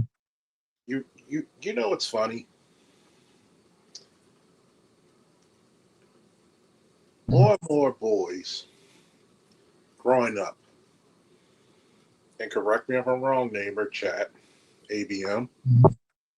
More and more boys hear "I love you" from their fathers than their mothers, and I'll probably say that since the '80s, since the '70s and '80s. Mm-hmm. Even Short said she never heard her mother say "I love you." It fucks with her. Let me The add on assumption to is that if that I it's may. given. Go ahead, ABM. Oh, go ahead. Go ahead. More black boys here be a man from their mothers than their fathers. Mm-hmm. You're more likely as a black boy to get sympathy and empathy from your father than your fucking mother. Mm-hmm. I've been watching a lot of old BGS shit from like 7-8 years ago. And I'm screaming at my fucking phone like, Jesus, thank you. Because he gets it. Dog, black men We don't get that shit from our women. Most of them are fucking narcissistic, dude. Self-important was They not. don't fucking care. 10% of boys, or some absurd fucking number, only like 10% of black boys can read on grade level or some shit. But yet, black women get custody of the kids 90% of the fucking time. You don't give a fuck about your sons. That's why you had somebody like Tony Sotomayor talking about stuff like this. They said, we're complaining whenever the boys have a problem, we want to blame it on the parent that's not there, which is usually the father. What about the parent that is there, the mother? You never hear the mother. Here's the fucked up part, right? You only hear the mother when it's draft night. Go ahead. Hold on, let me get my saxophone. The criminal part about this shit is that, god damn, that shit's so smooth. It's maybe jazz is making my viewership go up. I don't know, but I'm gonna tell you what's so fucked up is when there's shit that I won't even say that happened to her. And I'm like, if you didn't talk so much about, well, I do over-explain myself. So you're proving my point of that you talk more than I do. How would I know so much about you, but you don't even know my favorite color? And you didn't listen to it, but then when I asked you to ask things about me, you asked, what's your favorite color? What book? What's your favorite movie? A motherfucker in a hospital and waiting in line to get medication would ask me that shit. That's what you got, but you're supposed to love me, right? You're supposed to be falling. What do you love about me? What traits did you say? You're so patient. You're so kind-hearted. But yet, you never figured out, okay, this nigga has a brain. I'm gonna read you what she literally said. She literally said, you don't think I'm intelligent, do you? You probably prefer a dummy. I don't feel heard. There's that word again, feel. I know what the fuck I'm capable of. It's you that doesn't. You barely know the chick, of course. Was like, were you smart enough to make a business? Were you smart enough to raise two boys? Did you pass the ASVAB and pass basic? That's not a dummy. Wait, she got kids? Mm-hmm. Her marriage, yeah. Oh, she's divorced? And I'm just thinking to myself the whole time, I'm very unheard with you, very misunderstood. I don't like it one bit. And the fact that you can't see that it bothers me, you keep preaching that face level conversation bullshit. Well, go find a woman who can have conversations past the first level, face level. Actually, first level, not face level. But she put face, so that means you didn't hear what I was saying. First level conversations meaning, when I say, do I need to explain this to everybody? Well, means. When I'm talking to somebody in a first level conversation, it's a conversation consisting of generalities, sports, weather, raising kids, family life. Oh, we went to this trip. Oh, nice. Okay, I just hung out with friends this weekend. A little banter. Second level is when you start to get a little bit more personal. Tell me about growing up. Tell me about what was your first kiss? Things that are more personable. You know what I'm saying? Third level is we're getting into some controversial shit. Did you ever cheat on your husband or your wife? Did you ever, shit that somebody has to really know you or someone you really have to trust? if you're telling me shit that's okay, I'll put it to you this way: if you're telling me shit that's fourth and damn near fifth level, which is above the controversy of third level, right? Where you're talking about sexual exploits, you're talking about the real reasons you and your ex got divorced, and how his mother knew the lady he cheated with because she worked at her restaurant, and she didn't say a damn thing. That's fifth level. If I know that about you, what do you know about me? So in other words, if you're asking me my favorite color and I already slept with you, I think we're a bit too late for that.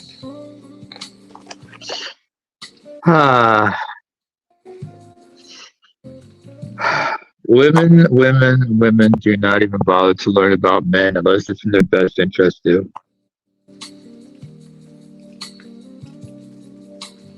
It doesn't make, and this is the reason why I tell you guys, man, I don't care who you are, you can't outweight your shit to this. Even when you find the best of them, they make the worst of decisions. They really do. They really do. And it's not me picking on black women. It's like I had to correct one of my old wrestlers. He said, Trump's stupid. I said, there are no such thing as dumb presidents. There's dumb shit that they do, but they're not stupid. You go ahead and balance a free world and see how well you'll do. Some of you won't even have a country left under your first term.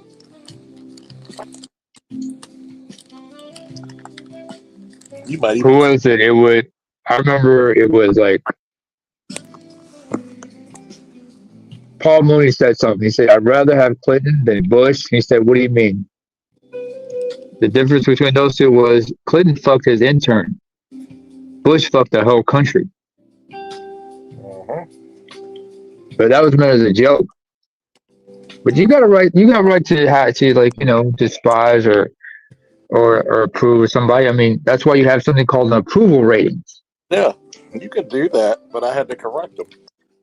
How many stupid billionaires do you have? Because he was speaking from a point of emotion, not knowledge. And that's where it gets a little dangerous.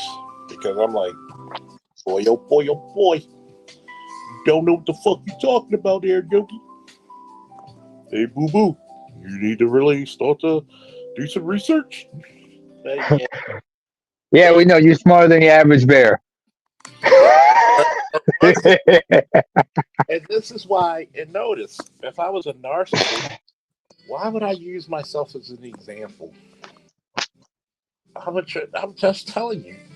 This shows you that when they get around intelligent men, they get nervous. They feel inferior. I never one time said that I'm better than you or you should be inferior. I just said it's hard to have a beyond first level conversation with you because you get upset. You get emotional. Yeah. At some point, you got to get into your. If I'm trying to have a serious conversation with you, we don't have to get mad. And maybe this is the reason why your marriage failed. You even admitted that I might have emasculated him because I was so. Oh, might have. She's trying to give herself a way out. Mm-hmm. So, yeah, Either you did or you didn't. And I'm like, yo, you can't tell me one time that's cool. And you think that, man, you making them feel low, that's what it's going to do. Bring them in the arms of a stranger. I mean, especially if it's a woman who actually tries to respect them.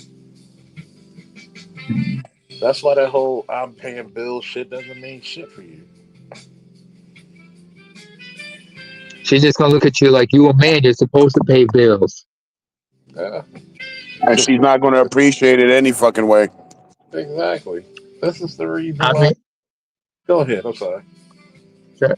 I mean, ABM, think about it. Why do you think a lot of women listen to those? Oh, we're always bumping those Destiny Child joints, like that song "Bills, Bills, Bills." Who remembers Janet Jackson? When you done from remember Eddie Murphy Raw? Eddie mentioned, Janet Jackson song. What has he done for you lately? Or what has he done for you lately? The song "Gotta Have a Job." But But then, name, I mean, it but was name her. 87, just after. I mean, I know it was 87 at that time. It was after the crash of March of 87. But I understand, it's like women look at men and say, like, you're supposed to do this. As a man, you're supposed to do this. A man's supposed to do that. What would you know about men unless if you didn't have a father growing up? They look at men the same way you look at a tree. As Mhm. essential as trees are to the planet, nobody really gives a fuck. Who the fuck sits back and really thinks about a tree? They're just there. That's what men are. You're just there. You don't appreciate a man paying your fucking bills because you don't think highly of him any fucking way. How many men can afford to pay your fucking bills though? mm-hmm. There's very few Which, women that can honestly tell you they don't have a job. My husband pays every fucking thing. It's not a lot of women that can tell you that. And I Mhm. always point to the celebrities, the basketball players, the athletes, the rappers. Why don't it work out with those bitches? If it's all about money and all about him paying your bills, then what's the fucking problem? What's the problem with Will and Jada? What's the problem with Shawnee O'Neal and Shaq? What was the problem? Aisha Curry. I mean, certainly Uh, he's paying the bills, so what's the fucking complaint? Oh, he cheated on me. Oh, okay, there it is. You can't control him. You in the don't case of fucking Shawnee, appreciate. remember? Yeah, I mean, in the case of Shawnee, she was with another. She was married to another man when she got with Shaq. But they had to cut. But they had to, they handle all that behind closed doors. Look at that other Um, chick. Look at that other chick, Evelyn Rosario, or whatever. She's been all around the sports industry. She's been with baseball players, football players, basketball players. Why hasn't it worked out? Mm. At some point, you can't keep just blaming the men and the men this and niggas cheat and niggas ain't shit. You gotta start looking at yourself. You don't appreciate these fucking men. Mm-mm. And it's like me and Charles was saying on one of his streams recently. Broke bitches talk that shit. Yeah. Broke bitches sit around and say, "Oh man, it sure would be nice if I had a nigga come in here and pay all the bills and I didn't have to work." You say that shit until you get that man. Once you but get that what's the man, payoff for him? you're not gonna fucking like it. Mm-hmm. Because now you're beholden to him. Mm-hmm. You can't mommy him. So what are you gonna do? You're gonna have a baby or two bomb, and you're gonna take his ass downtown, get him on child support because that's the way you fucking like it. You like it better that way. Just give me your money. I Sure. don't really want you. Which is why you have things like OnlyFans and the IG models and shit.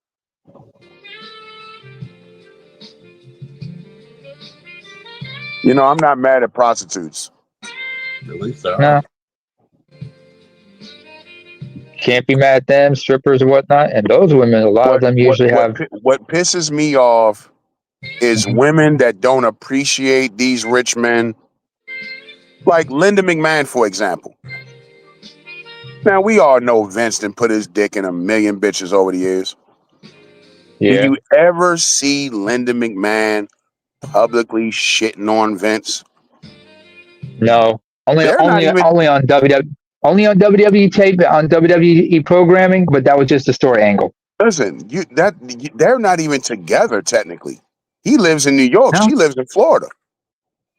Well, maybe she don't live there no more because I think she got some job and she got some cabinet position now. Yeah, she does actually. Okay, Department of Education. but even before then, she was living in Florida. Vince was in New York. She never got rid of that fucking name. Nope. She And never she filed for never divorce. got on television and talked shit about her husband, the man that put her where she is. No matter what the fuck Vince done. And guess what? Let that be a black woman. If she suspects him of cheating, he cheating. Man, what? And this is what I was thinking a couple weeks ago. I was thinking about the because that Brittany Renner chick ran across my timeline. Oh shit. So I started comparing her to the Kardashians. And I'm like, for all of that fineness, all of that beauty, you will never be able to finesse any of this publicity that you get into what the Kardashians did. Kim Kardashian is worth about $1 billion. Kylie Jenner is worth about $1 billion fucking dollars. Kris Jenner got a couple $100 million. All of that shit came from a fucking sex tape with a fucking R&B dude.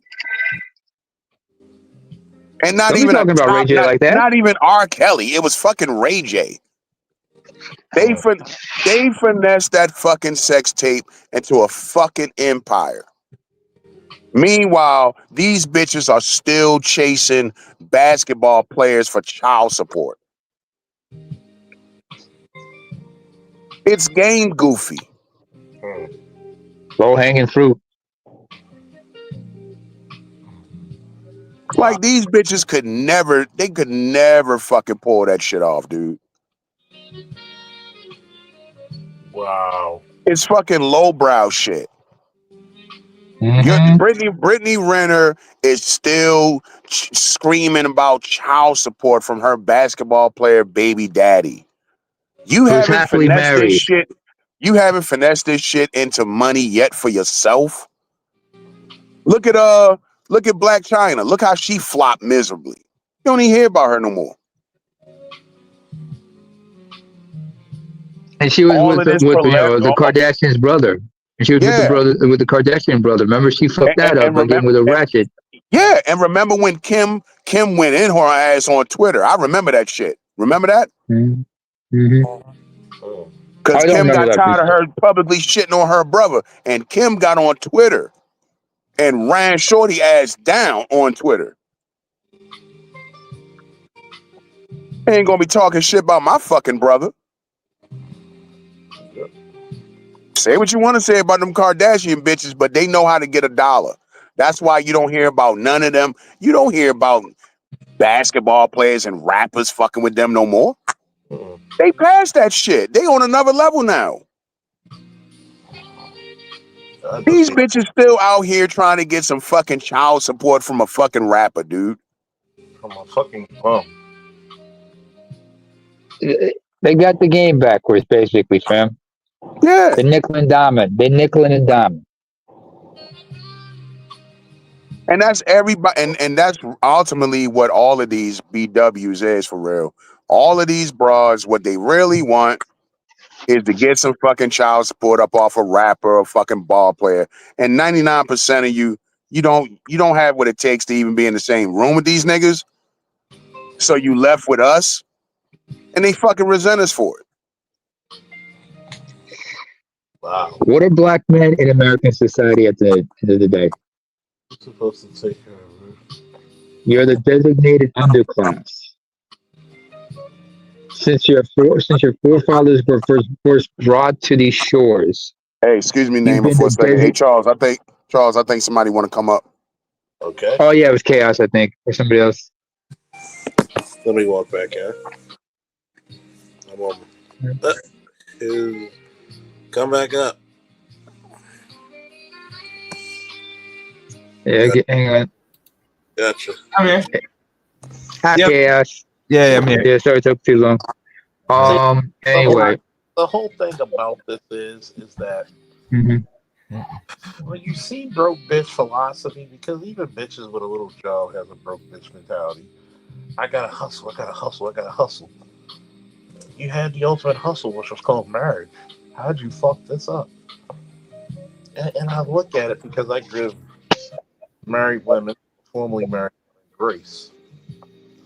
There's something you can admire from a woman who actually had to have a commitment under God and country to be called a legal relationship. But here's the craziness. You haven't learned one thing coming out of that marriage, which you should do for the next.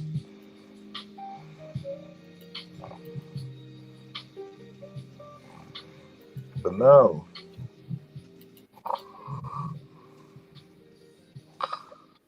Wow. I just be like, man, sometimes you see some of this damage and ugliness that comes out from people. Uh, it's shameful. You go out there, you're trying to learn to be an adult. You're trying to care about other people.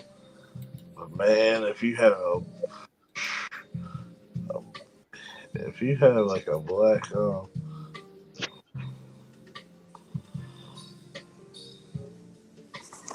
gotta make sure you keep your emotions in check. Keep a reevaluate. Mhm. Keep a reevaluation of yourself because Absolutely. at the end of the day, if these bros wanted you, they would have showed you. But they showing you what? Mhm. You're just a sperm donor. You know, he probably thought, you gotta be Fine. you gotta be very guarded. That's why I say if you're in a relationship or marriage, be 80% in.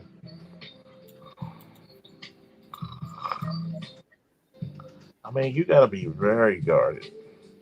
Your emotions, uh,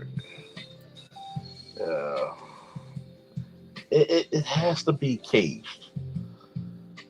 This is a, this thing, like many other things, they don't know themselves. This is the reason why the mirror is probably one of the best indicators of where I'm weak at because you can see in points.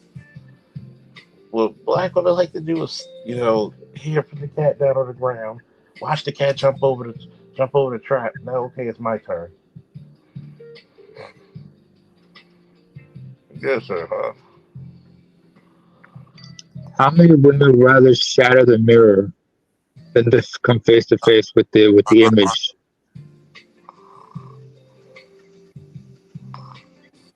I Mhm. Ask yourselves that question. what's How that? many women would how many women would rather shatter the mirror than to be honest with what they see in their reflection?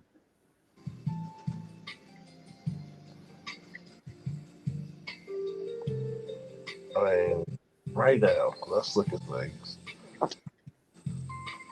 Most times you go through life because you really take a female's advice.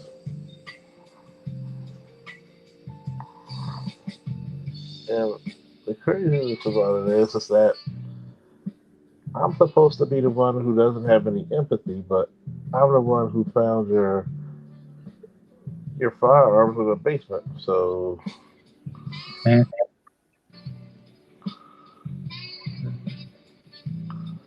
I just tell people, I said, "Boy, you better protect yourself because you're not only public enemy number one, you're a get out of jail or anything free."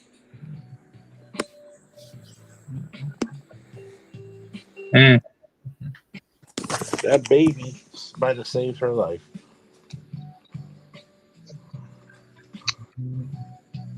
And the funny thing is, Charles, about when women say that you're a narcissist or something like that. Truth is, women are actually drawn to such men. They just hate it. They just start hating that guy when it's no longer beneficial to them.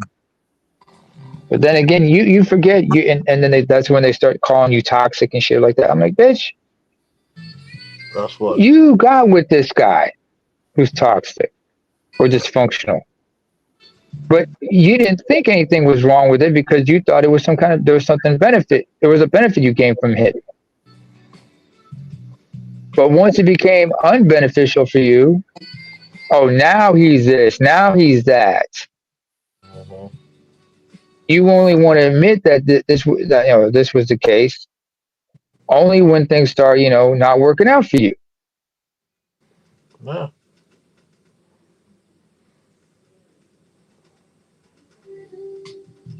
I mean, H. Rod Brown was right when he said, like, look, man, like when he talked about black consciousness and brothers need to organize and shit. He's like he worried about brothers getting co-opted. He once said, look, man, white people co-opt dog shit if it's to their benefits. Black women will only say a man is this, that, and the third, or start blasting some people only when it's no longer beneficial to them. Hence the insults, hence the this, that, and the third.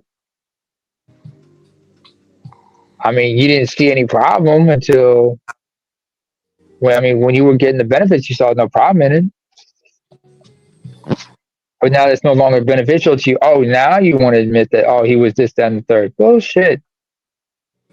You knew from the get-go what you were dealing with. You just didn't want to admit with it because it was too beneficial. Yeah. What have you done for me lately? Mm-hmm. Oh, that joke never gets old. What have you done for me lately?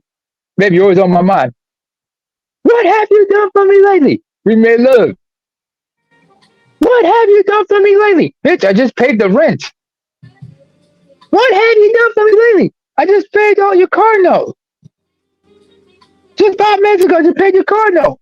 What have you done for me lately? Bitch, I put a ring on your finger so you didn't have to rely on that fool's child support. Yes, I just quoted Russell Wilson. Supposedly.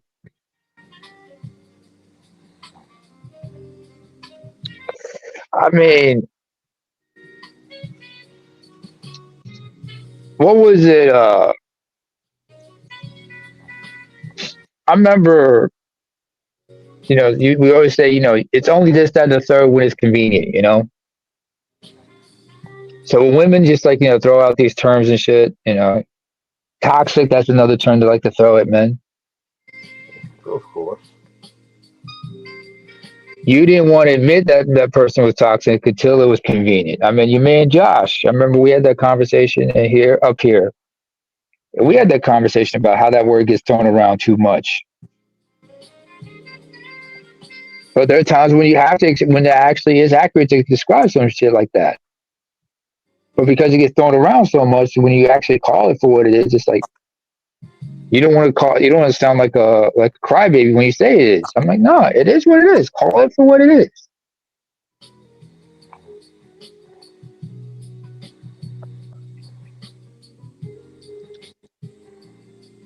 And yeah, looking at and we talk about this stuff. This is why Kevin Samuels said, like, brothers, y'all need to educate yourselves about this shit.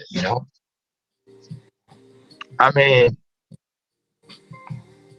ABM, you there? I think he's away. But I remember something really important. It was I remember one time I went through some old episodes of Arsenio, his original show. And he had Little Richard on it.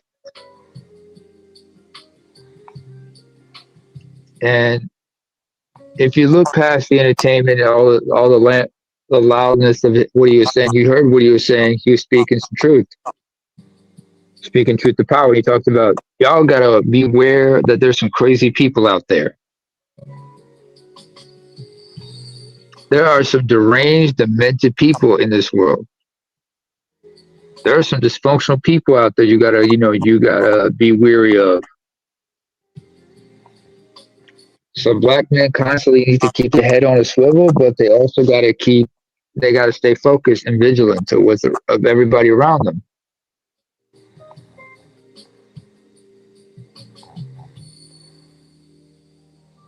But how many people are really paying attention?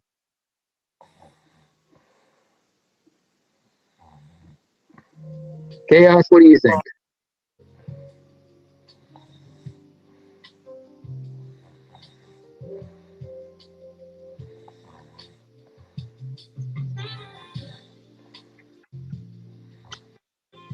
Seems like everybody's away from the mics, huh? God knows, don't be an intelligent black man. You know something. Treat it for him, boy. You just an intelligent black man who sees things. I'm an Mm. intelligent black man because I'm not trying to. Charles? Yeah, I'm just. It's scary. It is scary, man. Don't ever be. Uh, Don't ever be an intelligent guy and you with a woman you like. That's intimidating. how were you intimidated? Well, first of all, when some people are not intimidating unless they need to be.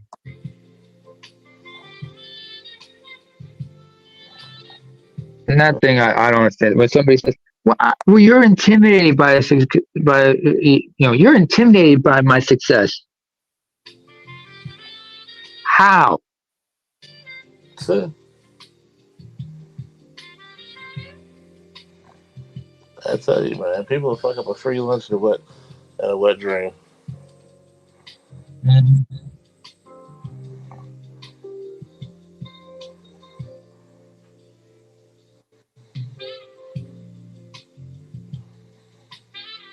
Uh-uh.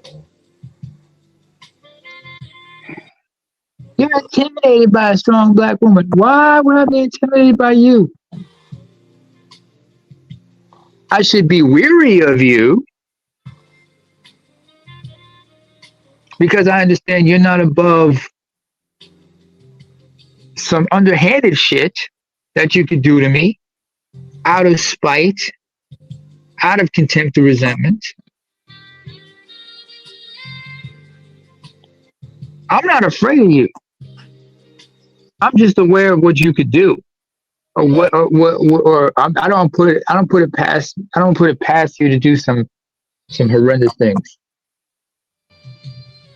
for the most flimsiest or trivial of reasons. Yeah, pretty much. And I'm glad I'm a dick because I naturally piss off a lot of people, even when even when I don't do it intentionally. I will say something that will just get that some people may misinterpret, and they will get offended by it. I'm like, what are you upset about?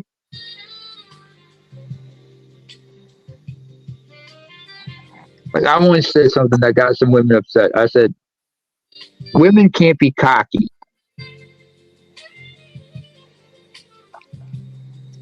And they were like, what?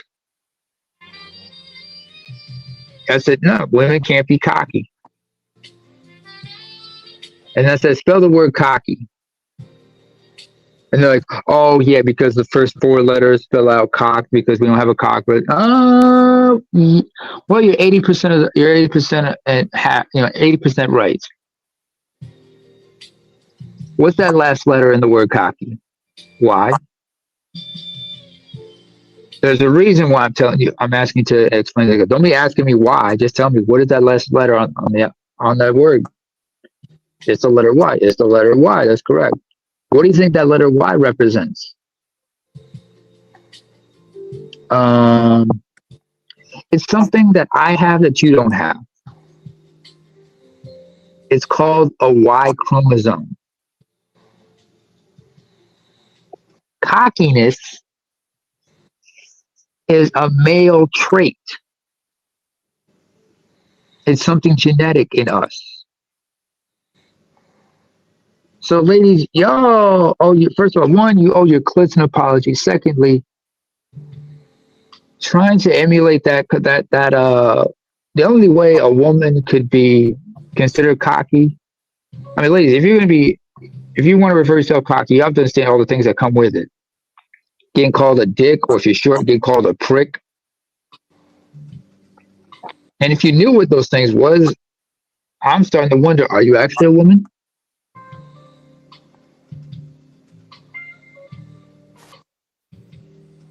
Are you actually a woman? Mm. Uh. Mm-mm. When was the last time somebody looked at a woman and said, "Man, that bitch is a dick"?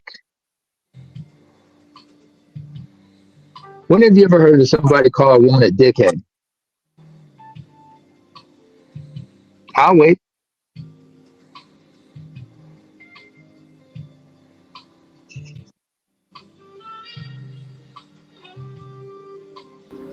But you know what? I did want to say, said something up here about Miss Met earlier. Yeah, he screwed a lot of women and men too that they don't talk about. Shh. But you know, that's not. But besides that, hey Charles, you remember the smoke section? Oh yeah.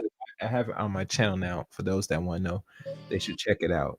Just for a side note, you know, the 6th installment of the smoke section by the one only Charles Faulkner Jr.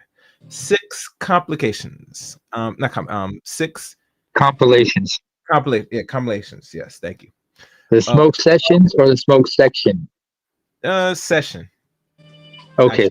Yeah, thank you. The smoke session, and they go from range from volume 1 and 6, and I will make a what they call a playlist now, because it's 6 of them now. So, and people there watch his works back in 2020 to present day.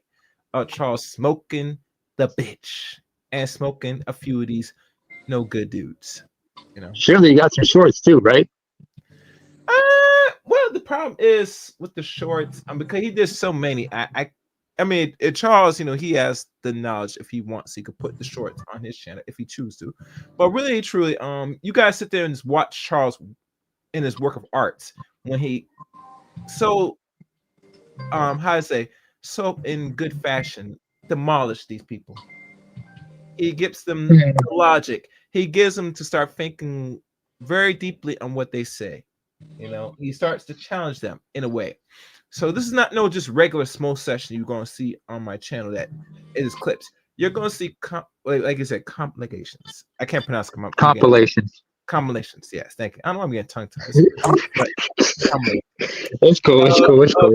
Or I say clips, lengthy to modern clips of him going in and out against the women and against a few men, but mostly women, because the women want to have that smoke with the opposite of the goddamn law, Mr. Charles Faulkner Jr. And he so kindly destroys him. I wish I had the one when he went in with Cynthia G, but that's a lost art. Because at the time I wasn't doing this like that at the time, but I wish I had that shit. I will put that.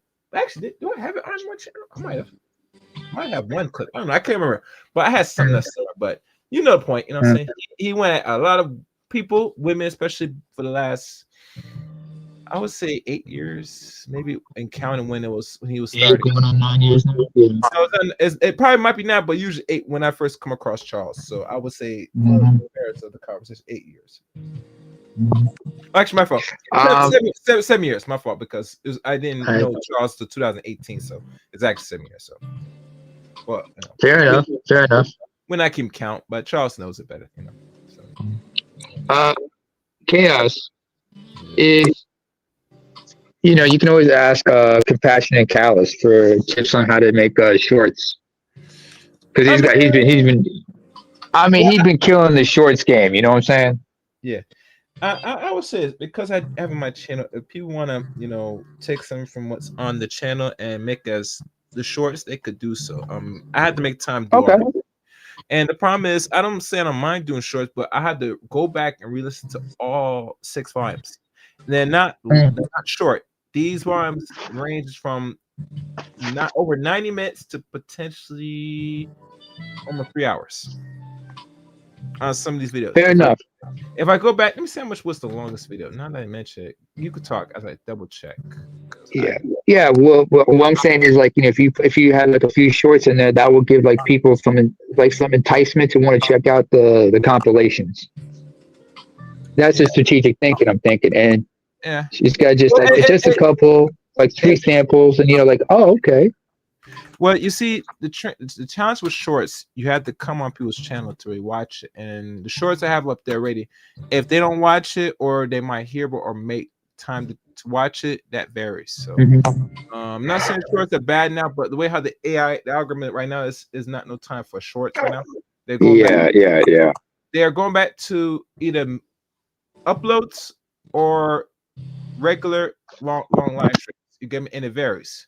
Mhm. And depending on what format you do these streams now. So if you're doing like on the vertical live stream, the algorithm will be gentle to and push your information through the vertical if it's a live stream. Or it depends, you know. So like I said, there's a season for everything, Namer. You know what I'm saying? And normally we know when we go on our apps, we look at what's being posted more for our algorithm, and it'll tell you what they're pushing. And they do this every 6 months. I think that's what they look at how they want to push certain products, certain videos, and they say, all right, we're going to do short content for the next few months, and there you go. You know, remember, it benefit for some people, it don't benefit all. If you remember when Angry Man, when he first doing shorts like crazy, that was the right time to do it because the YouTube was pushing shorts. Yeah.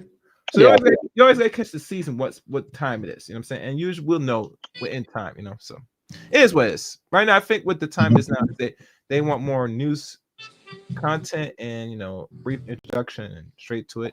From what I'm hearing from one of my other, based on what's trending.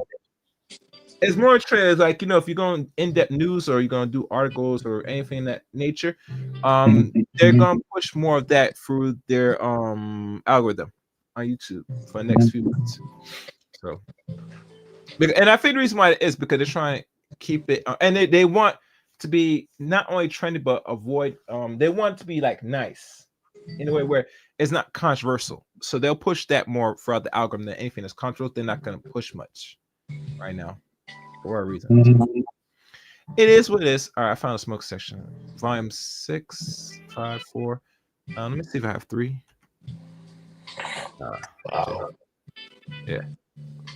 So you telling me they put more emphasis on the heck than finding a man? Who would have thought it? Well, isn't going to be in those endeavors.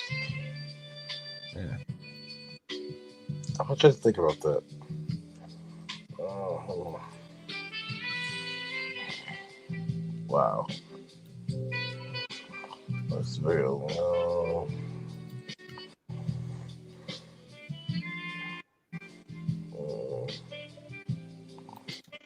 Yeah, I gotta go all the way back from 2000.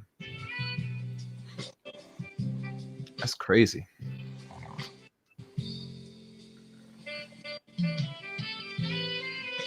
Where is it? That's 2023. Wow. Sometimes you gotta think about it. Like most of the black boys and who speak English, it's not too much of a reputation. Okay, you're a ranger. That's gonna get me out of my seat, or click on a button to go on a credit card, check card, to click anything that's subpar. Like, yeah.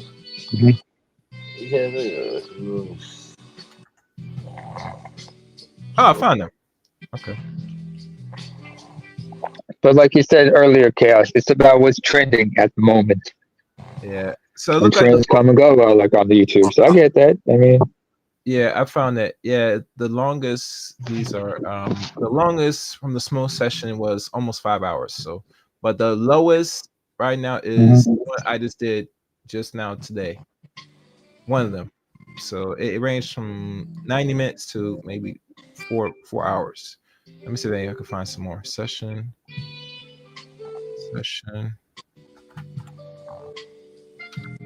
Volume 1. Okay, I'll see it. This one's volume 2. It's interesting.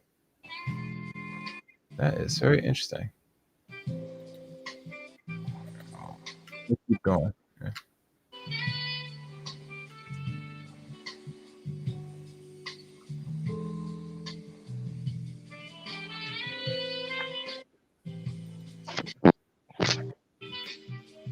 Wow. When you think about some of this shit, you're just like, Either I dodged a bullet, a minigun, or a nuke. Sometimes you just sit to yourself and be like, God, no wonder. You just shake your head and be like, you no wonder.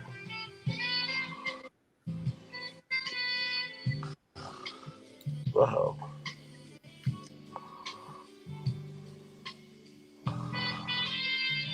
Mm-hmm. Okay, I mean, the fine. way I look at it,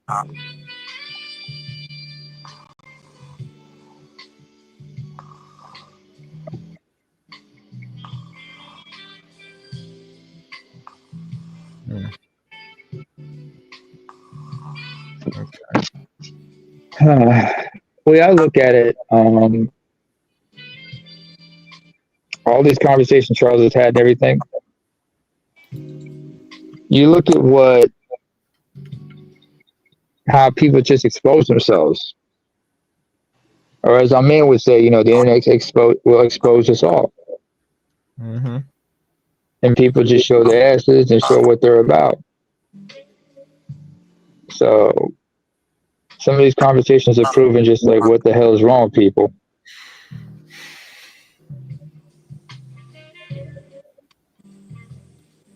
And I'm like, what else is new? But we should be grateful that these people are just showing themselves. And, because this reflects what most people see in their day-to-day lives. That's why what was it, Black Phillip show, Patrice O'Neill. I remember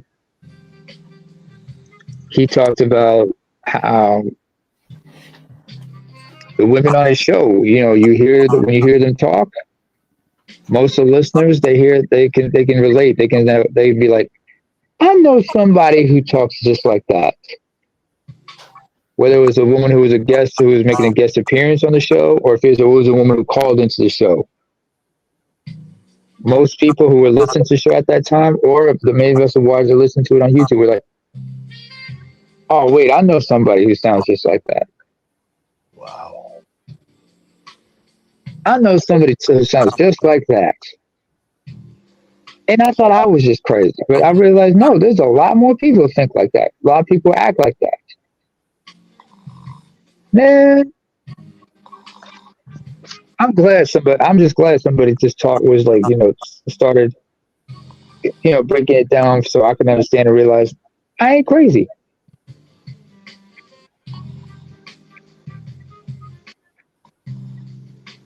I'm really, it's like, I'm glad that these women are showing their ass like that. Thank you. Thank you, Patrice, for showing us what kind of people we're dealing with here.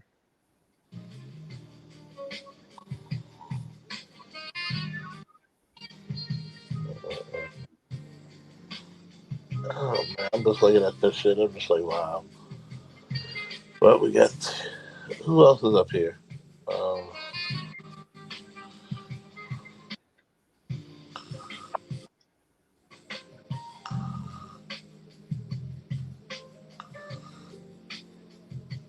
11 people watching, 15.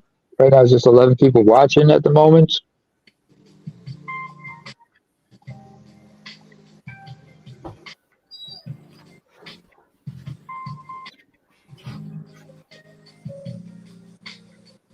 $15 likes, 11 people watching. yeah, I mean, 100 XP. I don't know what people gotta say to you, right? You sound like you think, oh, it's just nothing I protected about the speak. I mean, how long ago was Vietnam? 50 years? It's been 50 years since it ended. Over 50 years. What was it, 74, 75 when it came to an end?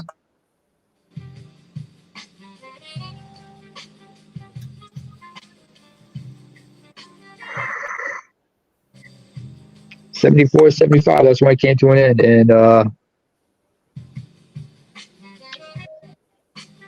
man,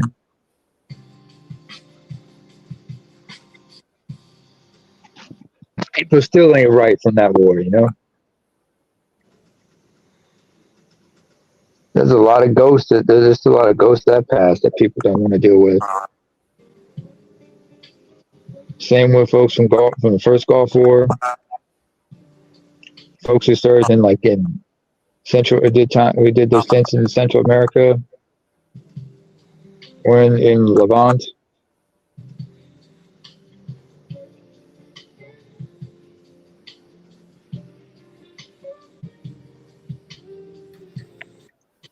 How many of y'all checked out BGS's stream earlier tonight? About the black fertility dropping. Like a pair of drawers.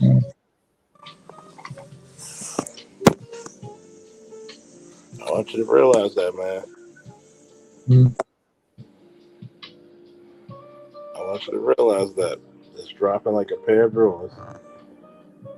Well, this is what happens when you're not a wife, when you're not sociable, when you're just somebody to just jump on top of or get your rocks off. Yeah, but what were black women meant to do when they were brought to these shores? Reproduce. They were brooding mares. Uh-huh. That's all they were worth. Uh-huh. And then the system of white supremacy, black women, your wombs are important. Yes, but not to the same extent as white women's wombs are. We know it, y'all know it, but y'all don't want to admit it or own up to it.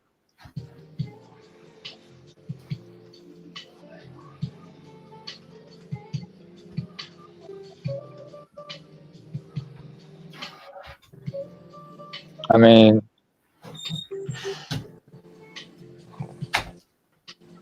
That's why I was how many people? Huh? Go ahead. Tell a black man, never get everybody else does it. Never keep your affection for yourself. Never let somebody capture that. Only Mm-hmm. prisoner of your own ability. But go ahead, neighbor. I mean,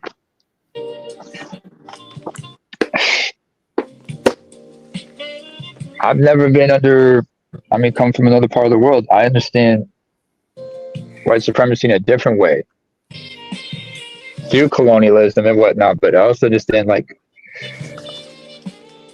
most people have nothing but resentment for who and what you are. And they just take you for granted at times. So I get why people are constantly in denial of what their state and their situation is or what the realities on the ground are. Unless you can try to use it to generate like attention or pity or whatever. Being a perpetual victim, I'm like, if you've been victimized, yeah, you were victimized. Doesn't mean you have to wallow in self-pity. No. And if you were a victim of something, it means yeah, this is what happened. This is what happened to me. I got jumped or I got violated, I got harmed. My question is, what you gonna do about it? You gonna look for revenge or look for justice? Or you just gonna let it slide? I think the first thing people in those situations, the first thing they have to look is for two things. Mm-hmm. Even before peace and vengeance, and you should number one find peace, and then you should find forgiveness for yourself. Forgive yourself. Yeah. I mean, and the reason why Mm-hmm. is because, one, when you don't do those two things, you usually get an R. Kelly.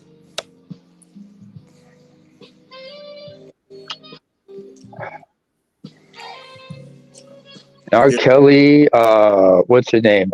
There's some other characters, other people I can think of like that. But go ahead.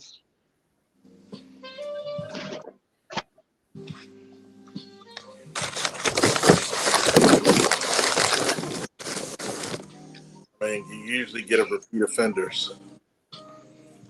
Mm. Sometimes you need vengeance. I'm not going to say when. I'm not going to say why. Sometimes, well, I'll say why. Some things so heinous need to be done.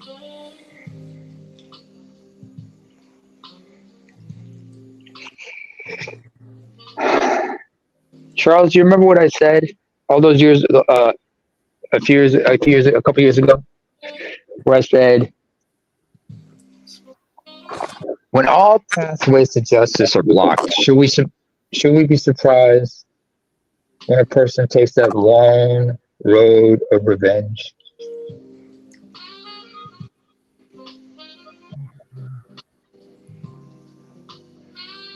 Well, depends on what you get revenge for.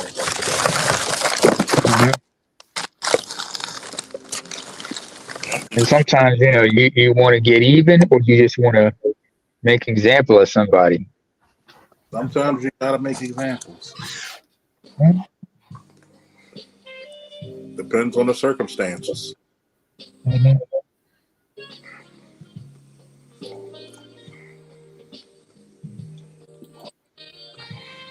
I realized that, like, there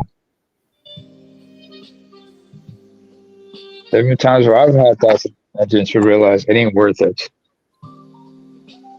Yep. And then further down the road, I see those same people and I see them all kinds of messed up. I'm like, I'm good. Be right back. Keep talking. Yeah. Damn, I found it. The thing is- Charles. I found the very first one. The very first one. Oh, I you're didn't label it as it is, but the very first smoke section. You there, Charles? Oh, you gone? I'll wait to come back. He'll be right back, but you found it? I found the very first smoke session that I uploaded on. All right, sweet. Cool. And Cool. I think it was like almost 6 months when I first started doing YouTube. Oh. Yeah, I think it's like 5 months going. I was almost halfway going on to the first year of 2019, if I remember. So, Oh, you popped your cherry, huh? You popped your YouTube cherry. Okay. oh God, you're crazy. I'm just messing with you. I'm just messing with you. Yeah. Anybody else listening? Oh, everybody's listening. So they just chill. Everybody, we all listen. I don't care if who's listening, but we're building here. We're just chopping it up. Yeah. I'm sure there's gonna be people who'll be listening on the replays, get a kick out of some of the shit we're saying, but also get some insights. But what I said about revenge and everything like that, we got to go back to like '87. One of the most poignant things Eddie Murphy said in Raw. He said, "Women are vindictive." Mm-hmm. We got some vindictive ass people out here, and sometimes they're vindictive over some trivial shit. Mm-hmm. So my question is, anything good could come out of it? Can't even come out of it. That's a good question. And it's funny thing, since I'm talking, this was the very first one that is the very, I think not the most lengthiest one. This is the shortest of all smoke sessions. This is like 90 minutes straight. All the ones were like roughly, after one was like roughly 90 minutes, maybe 92 minutes. The other one's like 94 minutes. But everything else, the other two smoke sessions were like running on almost 5 hours long. You know what I'm saying? So yeah, I was right. I was accurate. The lowest like 90 minutes upwards to almost 4 or 5 hours. 4 hours to 5 hours. Yeah, so math is right. I'm sure you could find some gems in there. You can turn into shorts that could like get some traffic or at least create some some traction. Yeah. Yeah. Like I said, these streams, and I'm saying people listen to them. If they find any segments, they put in the comment section the timestamp, and that could be viewed as maybe a short, possibly, but who knows? Because I may be doing them in shorts, and he be killing the game the way he does, or some of the community posts. Yeah, that's right. Mm. And I think the very first one had like almost 300 views. Like, actually had 250 views. So, the very first smoke session, and I never really calculate which one was the longest to the shortest, because each year is different with the smoke session, and depending on the length and the strength of my channel at that time, that varies. You know what I'm saying? Because at the time, it probably took a while to get to this point, to over 200 or some maybe views. Maybe I can't remember, because this is like 6 years ago. And at the time, I think it had like, how many subscribers I had back then? I think I had maybe over 100, 120 subscribers when I first started this shit. Yeah, I think I had 100. And normally I had to go back to my thing to know, because it gives me history when I first start doing YouTube on the growth of the channel with subscribers. So it goes up where the trends go each year. So I think I had like over 100 subscribers at that time. I know, because I think I'm right. Yes, at the time, because at the time I was like anybody else, participating in panels, engage in conversations, and eventually doing the podcasting on the side before like most people, we jump from audio, which still is on YouTube, but more as visual based platform, to YouTube. You get me? So like always, I did podcasting at first before I decided to do YouTube. And really truly, YouTube, it was eventually a transition, because I got tired of the social media, because social media started to be censored at the time. I didn't want to go straight to YouTube, but when you get suppressed too much on social media, you said, fuck it. I'm doing podcasting and everybody's doing YouTube. I said, maybe it's time just to give it a shot. You get me?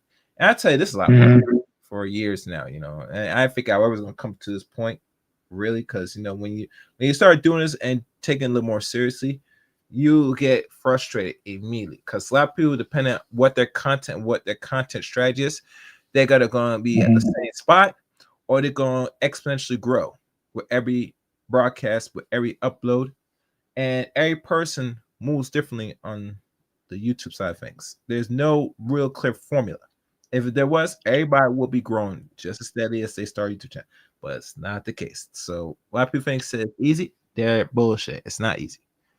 Everything you do, anything you start to do, or put your your own talents into another platform, it's gonna be either a hit or miss. You get me? And not everything that you throw, more times it's a miss than a hit. Of course, like you're gonna strike out multiple times until you find that might work, and then eventually it works 1 month, maybe a few months, and the next other months or a year, you just go back to stagnation or dip. That's how it goes. There's no real clear form to say, this is gonna work for everybody. No, that's bullshit. One thing I noticed, Nima, women are more easy to give up, and if they're not growing, they're not gonna continue doing this. You get me? Because a lot of them, they want self gratification immediately. Like, I do channel, I'm talking about this subject 1 month, then I'm switching next, then I'm doing this. I say the problem with the direction we ladies, and some dudes, same people, we're gonna speak for ladies, is you're not staying on a certain path when you decide to do something. You like to bounce around, flip flop. That's fine, but the problem is it only works on certain platforms and certain websites. This website base here that you use is very geared to, you have to be consistent and stay on a certain subject matter as strong as possible. If you start to delineate and start to bounce around like most content creators, you see enough content creators name because when they start doing certain things like that, it messes with their growth. You get me? Sometimes, I mean, because they're chasing trends. Most of them are chasing trends. Most of them are just looking for like the immediate payoff. They're not looking at, because I get it, because you have to understand like how the fickleness of social media is, just like the fickleness of mainstream media. And because of the nature of these things, how the fuck? First of all, I gotta look. Hang on, I gotta just check myself a minute because I realized, first of all, this is up my young. I got a younger brother, by the way. Yeah. He's got a master's degree in advanced media. All right. Okay, that's good. Yeah. He's got a bachelor in journalism and a master's degree in Nordic media.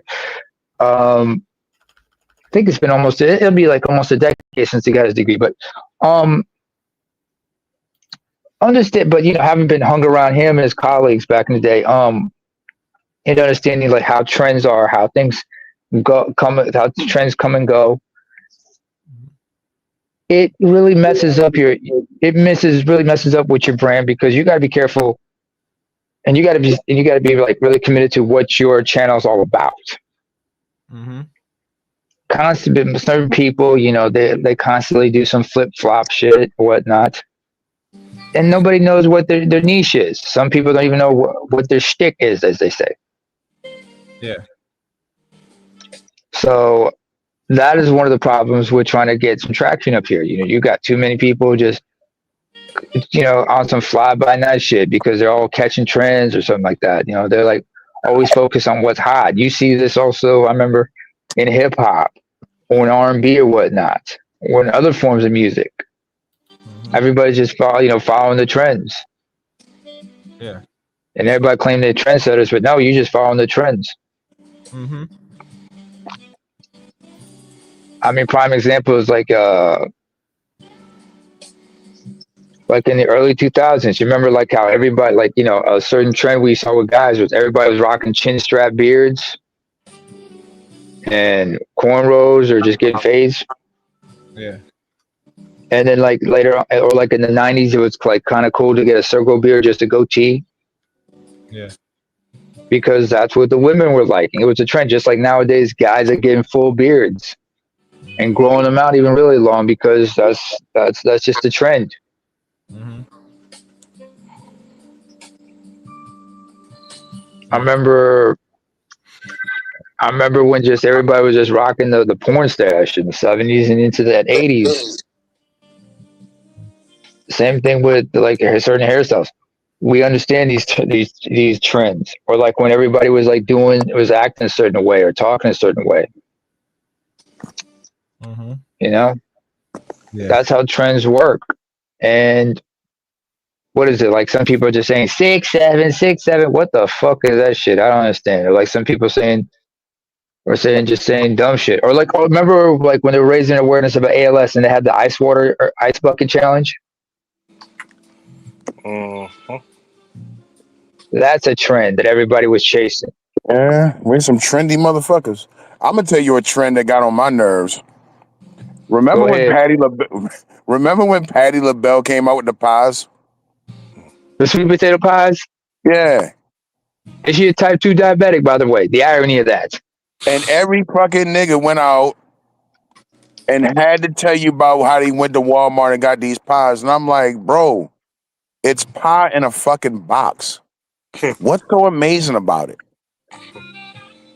And it's sweet potato pie. It's Patti LaBelle pie good as shit. Man, shut the fuck up, dude. It's shit in a box. It's marketing. That's why they bought it. It's name brand. Listen, I get all of that. What I'm mad about is just dumb niggas. Like, yo, y'all niggas is so trendy.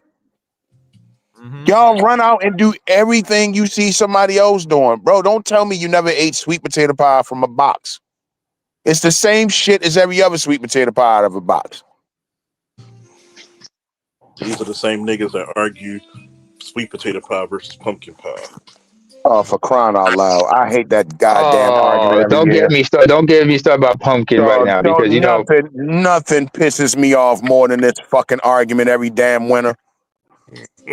All the pumpkin spice latte shit. You ain't black. You ain't black if you ain't black if you like pumpkin pie. Shut the fuck up! It tastes exactly the same. Mm-hmm. Oh, that's white people shit. That's niggas pumpkin pie is white people shit. Nigga, Thanksgiving is white people shit. If that's the case, Motherfucker need to get slapped in the face. That shit tastes exactly the fucking same. I hate this argument every year. I love Yo. I don't know why the funny time I said, well, it's white people shit. So, bitch, nigga, you gonna eat the shit or not? Yeah, so is that fucking iPad you got, motherfucker. But you're using it, ain't you? Yeah. Yeah. You know what? I get clowned because I like mayo. Shit, you eat a I'm sandwich? like, what? You gonna eat a dry ass sandwich? A dry ass fucking. I mean, put some mayo on it, put some mustard, put some whatever the fuck you feel like. You eat. Yeah. I get weird looks. You know what I get weird looks for? I put sriracha as well as sriracha mayo in my scrambled eggs. Okay. If I can't get any hot sauce or put paprika. Who cares? You're eating it. Yeah, and I enjoy that shit. And I'm not. I'm still. Even though I'm losing my melanin, I'm still black. You know the one thing that upsets me when I'm dating. What? You know what's worse than a ratchet? A bitch with no Tell me. A bitch with no sense of humor. Mm-hmm. Ooh. It hurts me. Bitch, it's a joke. God damn, get off your fucking high horse. Like the world is like somebody in the world has fiendishly come against you. No wonder you have no self-esteem, you have no coof, you have no class. And women got to turn everything like into some kind of soap opera shit. I'm like, if you take drama with that's like taking the arc reactor from Tony Stark.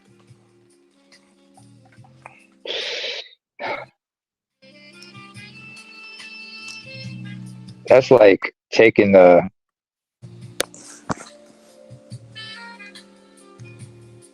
what was it?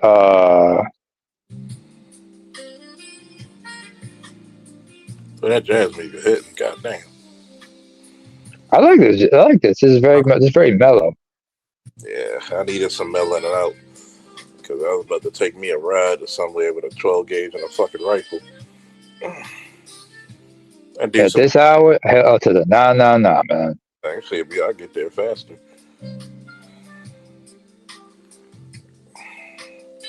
I will say it's like what else was trending? But I'm gonna be a good boy.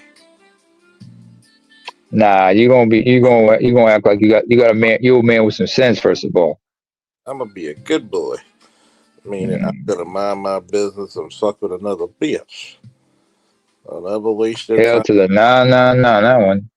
I tell people all the time. I said sometimes you just need to look back and say, look, a lot of you bitches need to be on your medications and pills.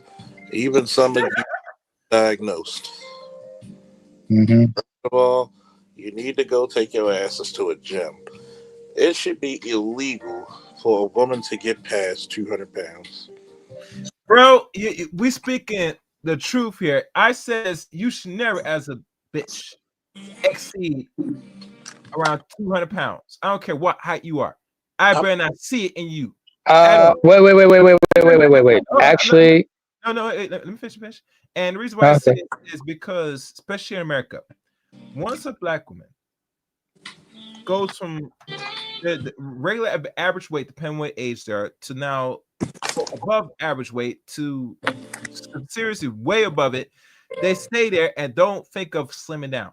They think they look good. That's why, and I agree with Charles and like mine, you should never be 200 pounds as a woman, because the minute you start climbing that weight scale, you're not gonna do nothing to change. You're gonna just think it's good on you, and you're gonna keep going high. Now, let's be honest. Now, if a woman's like around 6'1", 6'2", 3", and she's 200, it won't show much. So I will not complain about that. The only downside is the average size for most women now are 5'3", 5'4", and sometimes they might go as high as 5'5".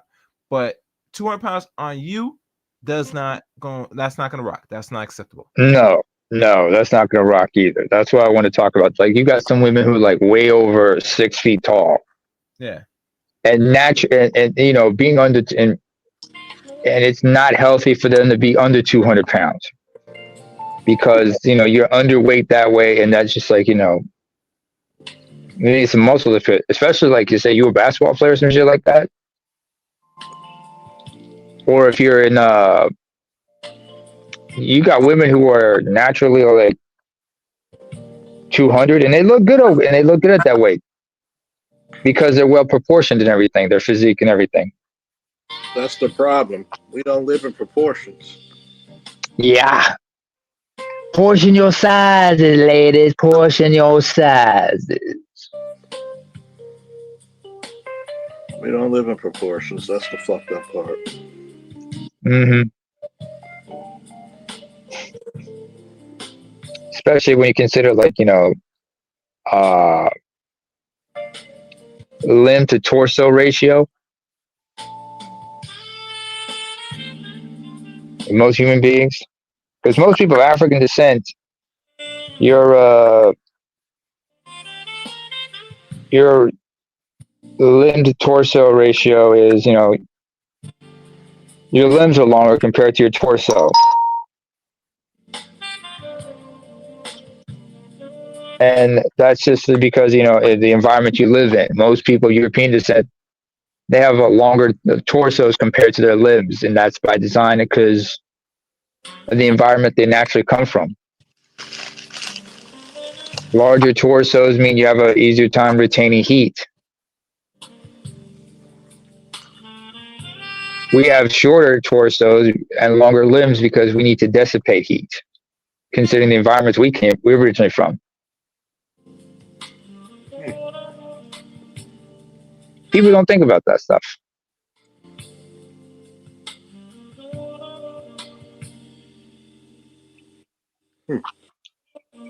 But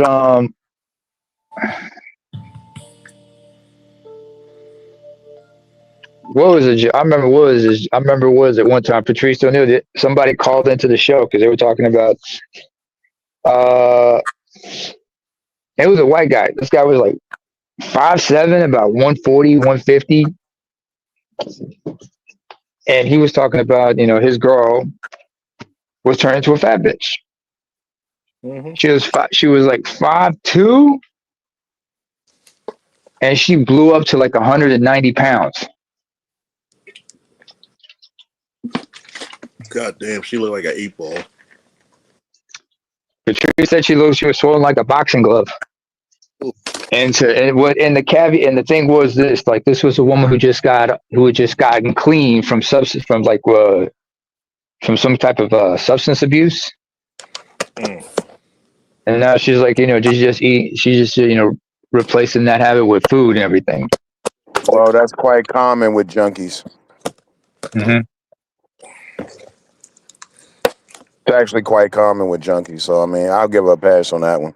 Mm-hmm. Especially if she was getting hard shit. Well, apparently she might have. And he was like telling them, like, his girl was just gotten clean.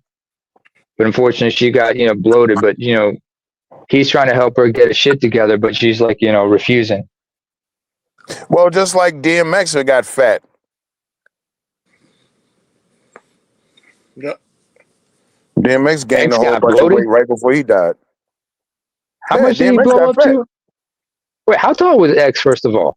X wasn't a big guy, was he? He wasn't too tall. He was 5'10". He was average height. He was 5'10". DMX wasn't too tall. No.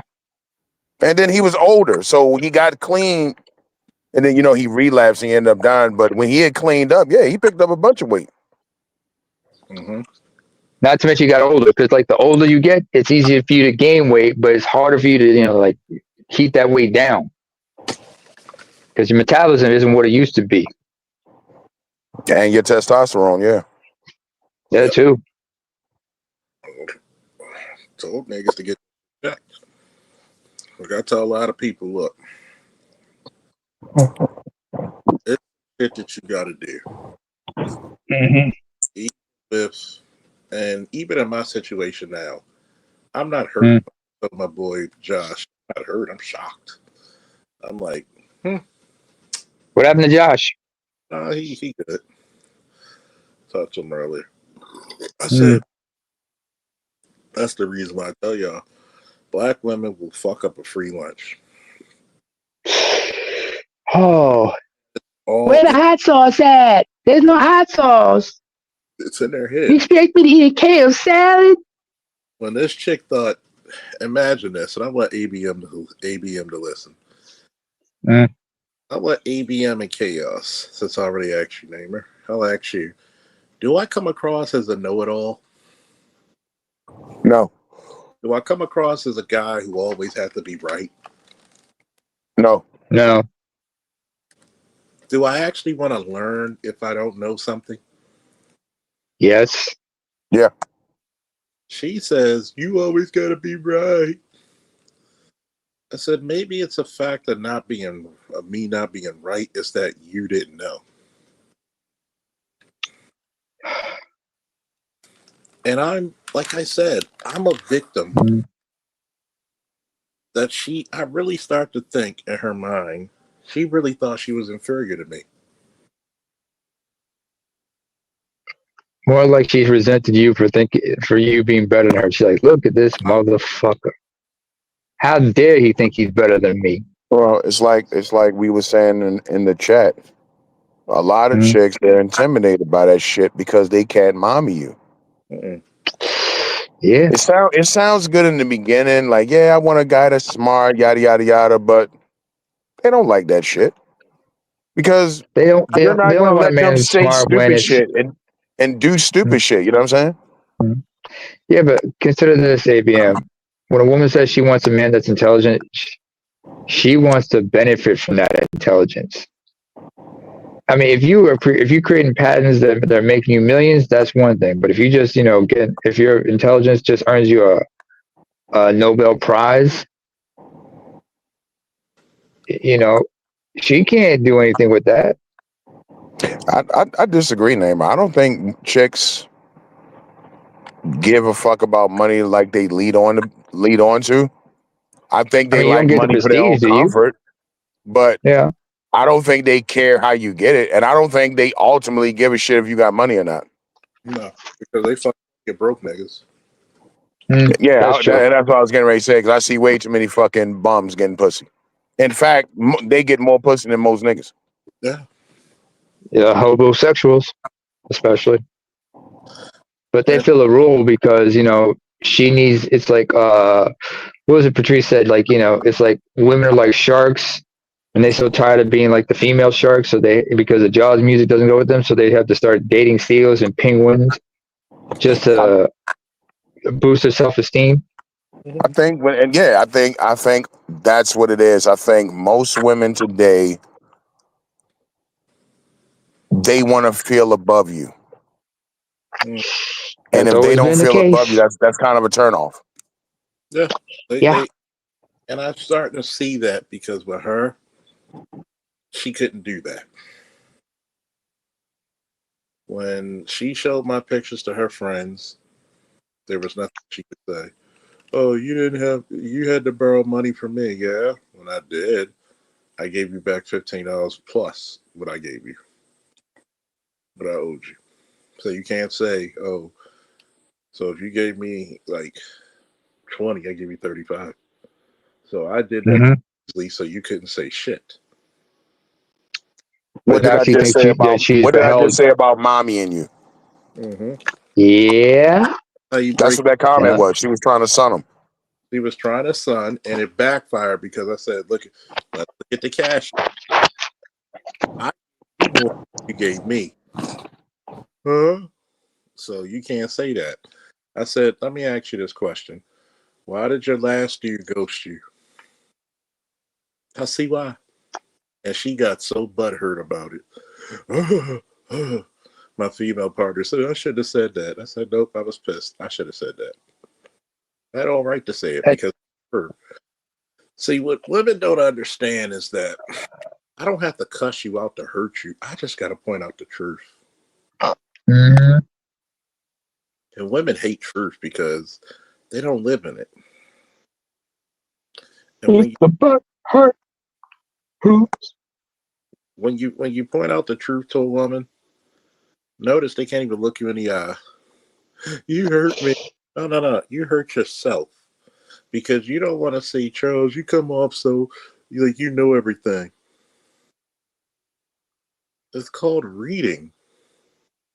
And it all goes back to the whole leadership thing. Is what I've been saying for a couple years now. They don't want your fucking leadership. They don't want leadership because You guess niggas need to lead. You don't want leadership. Stop saying it. You don't want leadership. you want figureheads at best. You want somebody you can put the blame on. You want somebody to pay the bills. You don't want leadership. Because leaders can do two things. And what are they? Administer reward and punishment. So what's the punishment for you if you fucking become insubordinate? If you want leadership. And watch the crowd gets very silent. If you can't take the punishment, then you can't say you want a leader. No man can tell me what to do. Then you don't get a man. Every one of you right now, when winter's coming, remember those days you said you don't need a nigga, right? Uh-huh.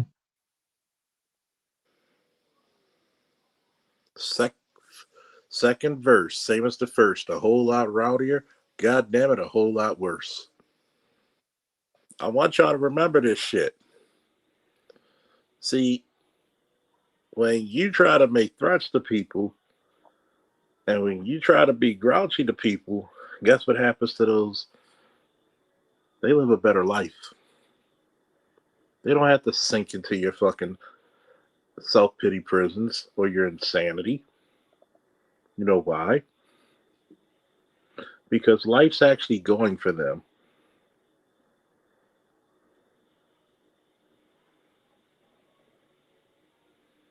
Life's going for them.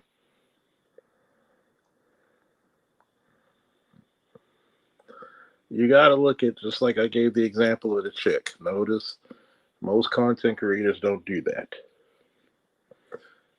I had to look and see, and I was like listening to her either conversationally or through text. Uh-huh. You really felt inferior, and it hurt you because you did that. You did that shit to your ex-husband, but it didn't work on me. Who filed for divorce, by the way, in that marriage? I can't remember. I stopped caring. I stopped caring at that point. And what happens is this. You got to look at, and this is the reason why I tell y'all, and I ask questions. Tell me about your background. You were your mom and dad got divorced, but my dad was cheating. Oh, so your mom was right for leaving, but you don't understand why your dad cheated. And you don't understand why your ex-husband cheated because y'all act like pure fucking bitches.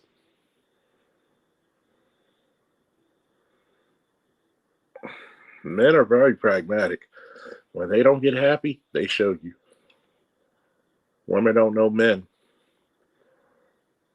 Two reasons why you got a high divorce rate. Number one, these bitches really don't want to be married. Number two, they don't understand men. And they refuse to understand men because men, in their mind, are here to serve them. I won't even say because they refuse. It's an inability. Mm-hmm. It's really an inability to understand men. Mm-hmm. Meaning they are physically not able or capable or mentally not capable of understanding men. So that's like asking a penguin to fly. To ask a black woman to understand a man is like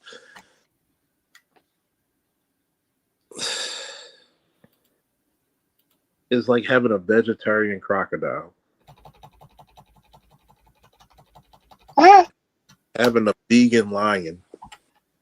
Have a carnivorous cow. It doesn't make sense, does it? No. It makes much sense as a cow or a bull inviting you to a fucking cookout with steaks and hamburgers. they can't do it because they physically, mentally, spiritually, emotionally can't. It's what I said before was all true. You got these broads out here who want something they can't have. They're not willing to be this. Mhm. To get a man, you have to be a woman. They don't pride themselves in women. They're actually ashamed. They look at their own gender as weakness. Just like Shorty, she would call herself stupid. You're the only person calling yourself stupid? That hurt my feelings. Why? Because I made a realization that it ain't me. When you take away their ability to blame you, that becomes very powerful. Okay? It becomes very powerful. And when you look at these chicks, what did Sigmund Freud always start off with? Tell me about your childhood. Nope, tell me about your mother. Ah, When you want to see a broken woman, all you got to do is ask a couple of questions, and you'll realize her mother was broken as shit. I had asked one time, her mother had her 14 because she was the oldest. Guess who the mom shitted on the most? her This is father or her? her because she had 3 other sisters. How is it that the husband put the house in your mother's name in case something happened? He gets locked up. The mom comes and puts the daughter out, my ex out, and say, "No, we live here." And I said, "You still would speak to your mother after she pulled something like that? You left your abusive husband, and you had to go into a women's shelter. You know, the House of Ruth for people in Baltimore. Your mom and your father own 4 to 5 housing properties. You had 4 kids from your marriage, and they wouldn't allow you to live in none of them. And you still want to speak to her. That is the biggest delusion. And Shorty like now, mom beat the fuck out of her because mom was fucking some dude, and her and her siblings heard it. She was about 13 or 14 years old, and mom just beat the fuck out of her. Mom can do no wrong in this fucking gynocracy. But y'all still want to be near her like she's this loving person. Like you just want to hear mom say, "I love you." She never said it to you. Never would. Never will. It's something about those late 80s, early 70s moms, early 70s to late 80s moms, where them bitches just grew up with no empathy. Where they just fucking mean as fuck. What's the old saying, bitches? Would you rather give one man 20 chances, or would you rather give 20 men one chance?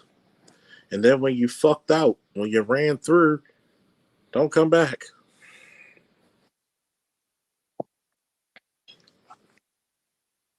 Nobody wants to talk about that. You bitches got the mentality, y'all want to give 20 niggas one chance.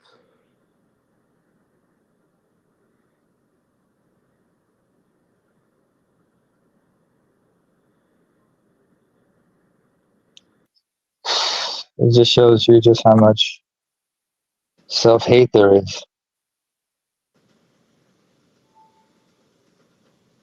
And if you look, and I understand that, like, like the abuse, there's generational trauma of abuse. Like, what was it? Like, some women, they wonder why doesn't their mama love them? They realize because their mama probably treated them the same way. That's no excuse, though. It's sickening. And Yeah, then, it's sickening. how many times I had to, but I hate women, right? She said, "But you hate black women. Go get a white woman." Who said I wanted a white woman? You just mad somebody's actually going to talk about your black mama?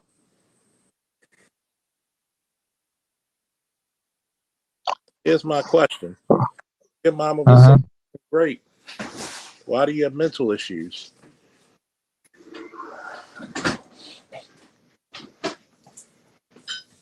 Your mama was so damn great. Why did she let you fucking hang on and starve? We talk about daddy all the time, but how many times daddy wasn't there? We're gonna blame the nigga who wasn't there more than the person who caused you hell. Because the ones who's not there can't defend themselves. And then what's your mom gonna say? Well, you gotta understand what I was going through. No, That doesn't you an go ahead. evil bitch. Uh-huh. A lot of these chicks don't even want to talk about their mom being an evil bitch. Nope. But we supposed to have all this empathy. We supposed to be so goddamn understanding. Here it is. There's a thing with this beautiful woman walking down the street. And she's saying, if you're an out of shape woman, you don't deserve a high value man. You don't deserve, matter of fact, she says, if you out of shape, you don't deserve a man, period. Yeah, Mm-hmm. and there was some big backs taking that to offense, bro.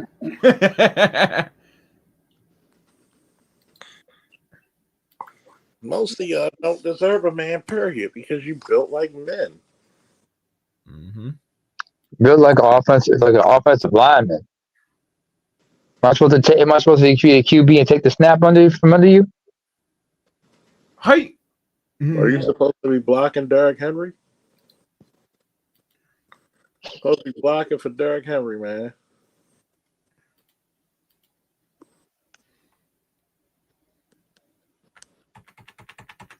I mean, well, no, they would probably prefer that their men be like tall, black, and muscular like Terry Crews. No, they don't. No, they don't. Every big bitch want a skinny nigga. Facts. Women want what they cannot produce. Well, they cannot. I better run for the hills then. They want somebody tall and skinny for two reasons. One, they think they can overpower you because of their weight. Yeah. Two, they're ashamed of being fat. Mm-hmm. And they don't want to do anything about it unless they can get money for a gastric bypass. But I'm like, that's not enough. You got to go in the gym and put in that work. What did you say? Work, I nigga. said Work, nigga. How dare you say work, that nigga? they got to put in the work. You got to put in the work. Get in the gym. Start working out. You know what's funny? You know, it requires some do. Oh my god. If I I don't want to sweat out my hair. That's not your hair, you nappy bitch. Get up there and get them fucking pull-ups done. What was it? Dio said like, don't you know this? Don't you know that we love you as you are? We'd rather you be nappy and alive than silky and dead, or silky and gone. Excuse me. It's disgusting. Nobody wants to tell the truth, but these bitches rather die. Mm-hmm. Well, I'm big boned. Yeah. I hate that shit. As I'm big boned. Lazy. But yeah, I know some people are genuinely big boned, but they work out and they look and they're healthy the way they are, and they're healthy. Sorry. Remember, Charles, on the broadcast you did about black men in general, when you said this, say, if anything, hit the iron, find some hobby, keep yourself occupied. Cause it's better to be occupied than being just sitting stagnant. You know what I'm saying? Hell, read a book, learn something, try to stream, say, find something where your time valuable. You know what I'm saying? That can be productive. And I'm not saying most dudes should play video games. If you're not making money, that's different. But find other things. You get me? because these are we're men, and we should at least strive to do these things. You get me? There's nothing wrong with playing video games. Yeah. You can make money from. Here's the problem: the reason why bitches hate men playing video games because they think it's attention off of her. Yeah. Thank you. Yeah. That's the only goddamn problem they got with it. And many of them can't get the concept of video games. It takes the attention away from them. That's all this is. And that's all it is, because if you take the attention away from her, you can't listen to her bullshit. Why do you think? And again, oh, I'm sorry. Go ahead. Why do you think that they want to sit down and talk about all this shit? Like I gave you the example, how much Shorty I could tell you about her life. I could literally map out her life, damn near date to date, year to year. But how much did she talk? That she asked me? She thought a fucking question, a deep, concerning question about my life, was asking my favorite fucking color. And you think, and you were the one who thought that you weren't intelligent enough to speak to me, and I believe maybe you weren't. If that's what you call a deep, concerning question, well, you can say that I have a first level question. Why would you sleep with me if you don't know me? Like, really, I know more about you than you know about me. And you called me a narcissist. I had to correct her. If I'm such a narcissist, I would do nothing but be elated to talk about myself. But how much do I know about you? What you trying to say? Look, stop trying to call me something out of context. What, you think I keep talking about myself? I know more about you. It's control. They're controlling as fuck. Yeah, even when they don't mean to be. That's all their default system, man. You're supposed to be like a fucking damn near like a guidance counselor in high school to her, but yet you can't get the same thing in return. You don't get reciprocity. No. You want deep conversation from a thought-provoking conversation, and all she can ask you is your favorite fucking color. It's because she's not interested in you. You're there for her to dump her bullshit on you. It's trauma dumping. And that's what I told her. I don't want to hear the whole your shit. Well, you try to tell. I said, let me ask you this one. And one time I did wow her life out. This the same bitch after I wowed her life on the phone for 25 minutes. And she's like crying, teach me how to love you. Why? Learn. Ask a question. If you can't even, I don't want to get mad at something that happened in your life. What are you gonna get mad about for? You got mad the only time you asked me, and I don't even think you really asked. You asked me my body count, and you were stunned. You probably were a little hurt because you thought you probably had one over me, and you didn't. And when they can't get one over you, they get frustrated. What can I really have? What can I really have over this nigga? Nothing. Like, if I showed her house on fucking Google Maps, not the address, because I'm not that petty, and I do a 60 revolving around that fucking shit, you live in a piece of shit. You live in a slumlord. I was going to help you get your VA benefit. But you know what? Fuck you now. My ex-husband, oops, the same nigga who got kicked off the army because he was selling weed on base and he had connections to the Russian mafia.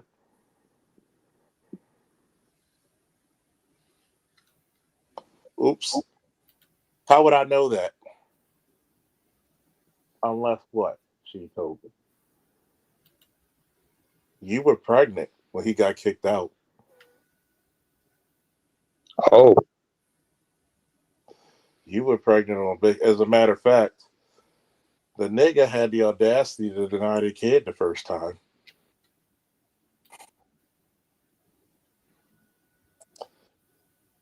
How would I know that? I wasn't there. See, that's what I mean when I say, yo, sometimes these chicks just need to stay with the fucking dude. And guess what I told her? Why don't you go back to that nigga? Why don't you go back to him? If you having such a hard time with me, if you live with him for 15 years, go back to him. You obviously feel as though that I'm too superior to you, or you think I'm so. Well, I think you're stupid.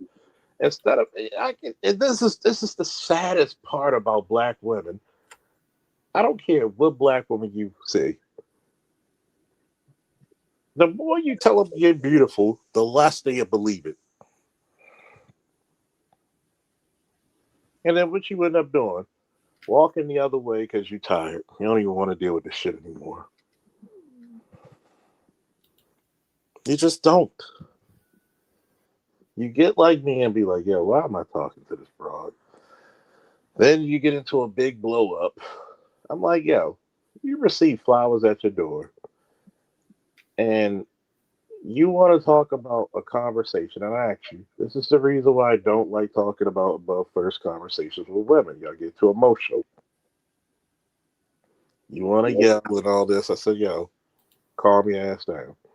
I'm not yelling at you. I'm not even cussing at you. Well, you hurt me. Get over that.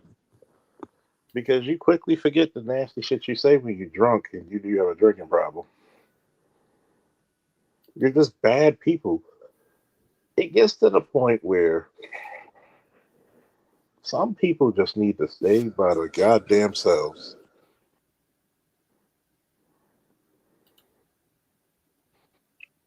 what was it? Patrice O'Neill once said, like, men don't want to be alone, but we need to be by ourselves. A man can find peace in his own solitude.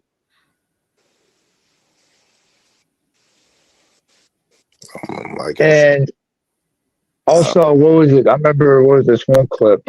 I remember it was like,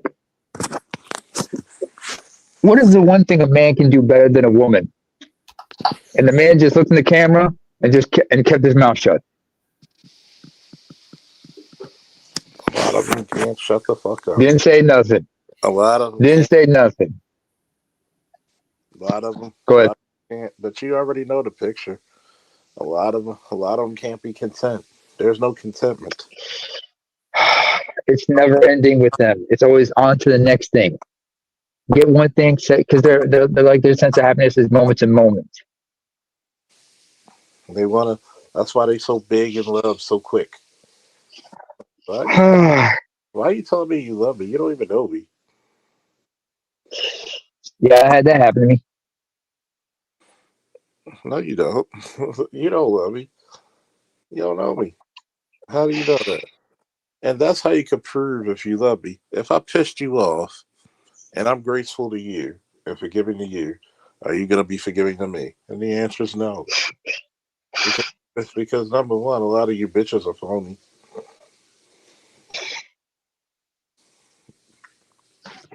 Brothers have more faith in their abilities to lie than women's ability to forgive. That's why we can't tell the truth.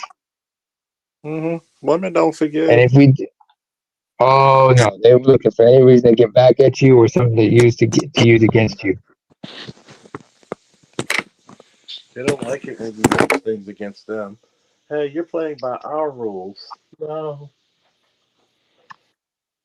No, it's rules for you put the game you play is rules for thee, but not for we. You're supposed to be. It's a one-sided bullshit, you know. You're supposed to be understanding about my feelings. And you have to disregard my feelings. I don't think so.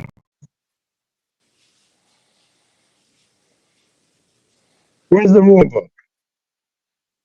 that says I should give two, two, two flips of a half cup of your feelings, and you have to have absolute disregard for mine. Hmm. What was the judge that said about her husband who was, she said he was 6'1", bottle of Viagra? She said she learned from her mama, you do not hurt a man. When you hurt a man, don't ever hurt him where it hurts the most. No, don't strike a nerve where it hurts the most. Because there you've proven that you're no longer trustworthy, and he has no reason to interact with you. In fact, he'll keep you to himself.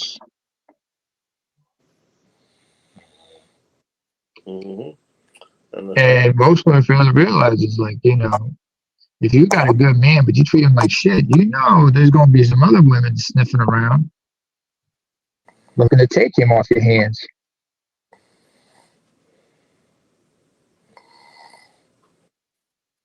I remember there was a Destiny Child song called With Me, where both Beyonce and Kelly sing from the other woman's perspective, talking to telling the main chick, I got your man's having fun, he's happy with me, all because you were there and fucking up.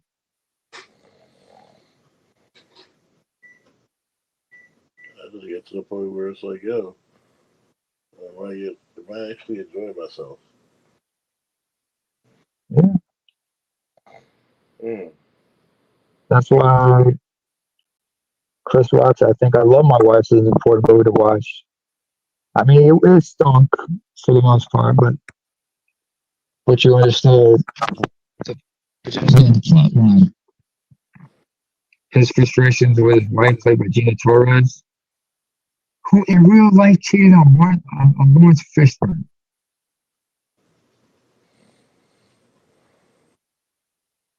You had a child, this man put a ring on your finger. You had a child with him, but you still cheated on him. Make that make sense.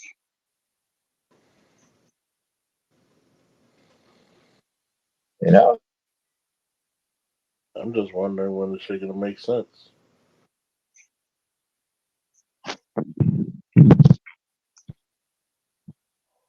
This is also why, like I remember BJ talking about why women try to avoid nice guys or good men, because in a relationship he's doing everything right, but you break up with him because you can't say he was this, that, and third when he was doing everything right. It just makes you look like the a-hole. And women were concerned about, like, when you break up with a man, you gotta come out looking like you better than him, or you were the victim.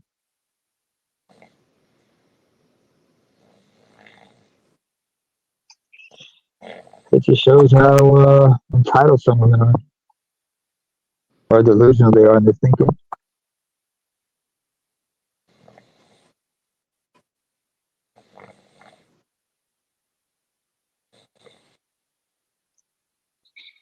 What time is it on your end, by the way, Charles? Hmm? What time is it over in Baltimore? It's right now. It's 3 something. So Charles, I think you should call this a night. Yeah, So I need to call somebody. you're 3 hours in this anyway. I did put the link for those that want to watch it. Y'all guys just hit the link of it now. You don't have to watch today, but just hit it now so y'all have it on your what is that recommendation? History. Yeah. All right, I'm gonna check it out. I think it's ultimately disturbing when. Hey, Snowman. Jesse.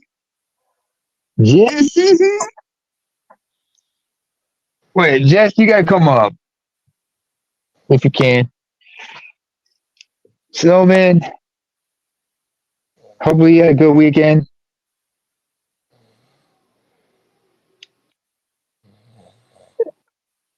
Wait, is anybody in the back? Hang on, Snowman, let me bring check your if ass up here. Snowman, Jesse, come on up. Y'all need to come on up. Bring your ass up here, Snowman. If you can't.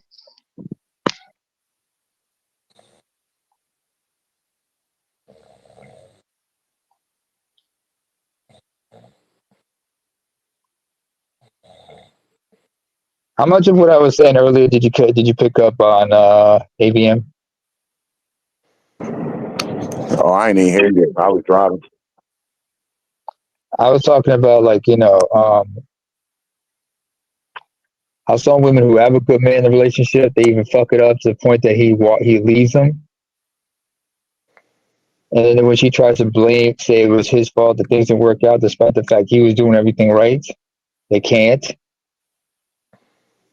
Or he's just with another, or he just like ends up getting some attention on the side, and the side chick treats him a lot better. I mean, oftentimes that's what it is. It's not about looks. You know, it's funny. I about a month ago, it just randomly came across my YouTube feed. It was a short. Uh-huh. It was this white woman and this white man arguing. So they was married. He cheated on her. She's wilding out. Oh, you said she wasn't prettier than me. You said she wasn't younger than me. You said she wasn't this that. Well, then what was it then? And the guy says, she didn't call me stupid. Oh, I remember that. It was a British couple. It was a British couple. In other words, she treated me nice. She wasn't a fucking asshole to me. Yeah. And a lot of women, you don't appreciate that guy. He's there. He's doing everything he's supposed to do. He's fucking loyal. But a lot of women, honestly, especially nowadays, they just get bored. Because I tell people all the time, man when they get bored, yeah. Marriage it's going to be boring. Especially if you're a man and you got your shit together. Yeah, life is boring. You're not staying up to 3 a.m. fucking this chick. You got to go to work in the morning. Mm-hmm. You got routines. You got your responsibilities. Yeah, you got routines. You got things you got to fucking do. Nah, I'm not going to the club every weekend. No, we're not fucking. Who the fuck travels? You know, these motherfuckers today want to travel and shit because they've made it where as though it's affordable. Oh, do Afterpay, do split pay. You know what I'm saying? Yo, what are you traveling for? You're broke. Racking up debts in the process. You're fucking broke. But you want to go take a fucking picture on a fucking raft in Jamaica because somebody else did it on your Instagram feed. On your Instagram, Facebook, like everybody taking pictures of when their you food. should be just saving that money. You know, instead of Jamaica or you know, Italy or some shit, you know, take your dumb ass to Six Flags. I heard that in a long time. Bed and breakfast or something. You understand what I'm saying? Like, dog, just how about just go to another fucking state? Motherfuckers is talking about go to Dubai and shit. Dubai? The fuck are you talking about? Yo, take your ass to Oklahoma or something and see your country that you live in. Most motherfuckers don't know check out the Grand Canyon. Dog, most motherfuckers don't know shit about the country they fucking live in, but you want to get on a plane and go to somebody else's fucking country that you don't know a goddamn thing about. Because they're fucking bored, because life has to be a goddamn party. A lot of these chicks today, they still want to be fresh out of high school. You know what I mean? They want to be just old enough to stay out late, buy alcohol, get in the club, have a driver's license. But yet you don't want to be the adult that has to pay bills, plan for retirement, save money for your kids' college tuition and shit. They don't want to be that grown. They don't want to be that adult. And you get married to these dudes and you're fucking bored. And then you looking at him funny. Because of course he's the man, so he's the more logical motherfucker. Hey, let's save that money. Hey, I don't think it's a good idea right now to buy a new car. You know, and again, they start resenting you. Because you are be telling the truth about how to, and plus you're being fiscally responsible. Hell, it's like, remember Nas had that song called Second Childhood on the Stillmatic album? Yes. That's where most Yeah. of what people are. Yeah. Most people are in the second child. I mean, just look at in my Halloween in America. Like when I was a oh kid yeah, coming up in the when I was a kid coming up in the 80s, Halloween was for kids. yeah. You know, you went trick or treating. Maybe some lady came to the door with her get up on. Maybe one of the And that's because teachers you were at the chaperone. school. And yeah, you were doing that. If adults were doing it, it was mostly because they were taking the kids trick or treating or something like that. Yeah, grown-ups, adults wasn't fucking in full costumes. Look at these motherfuckers today. They're fucking adults in full fucking costumes. Damn, I mean, Not to I mention, would understand maybe a Jason mask or a Michael Myers mask. What these motherfuckers are in full get-ups from head to toe, and especially the chicks, the sexy witch, the sexy cop, the sexy maid, the sexy nurse, the sexy this, that, and the third. Just anything to show your ass. Halloween is a good excuse to show my titties today. Dog, they're fucking they're perpetual children. how about And, how about was it like after Suicide Squad came out? Everybody wanted to be, Harley Quinn for Halloween. and the thing about it is, you know, Mm-hmm. that's not married life, especially when you start getting older. No. That's why marriages only last 5 goddamn years on average in the black community, because these bitches get fucking bored. They get bored, they get frustrated, they mad at the man because I mean that's the same dude you was with for 10 years. Why are you all of a sudden you're mad because you got to pay bills? You mad because you got to work all of a sudden? That's bullshit. My mom didn't work. She was a stay-at-home mom. But then again, yeah, a lot of people saying, "Well, Emma, you African." That's beside the point. My mom was very appreciative of my father of everything he did, but she knew her position, and everything, because he made sure that, like, especially growing up where we grew up, he made sure the bills were paid and everything. But she also made sure to make sure that the finances were good and the house was kept clean. And she made it a point to teach her kids how to be, how to take care of themselves. And we all had fun. And she made it a point that we all had fun learning how to, do simple tasks. I learned as a kid just to make a game out of doing simple tasks and learn how to be responsible. And I ain't upset about it.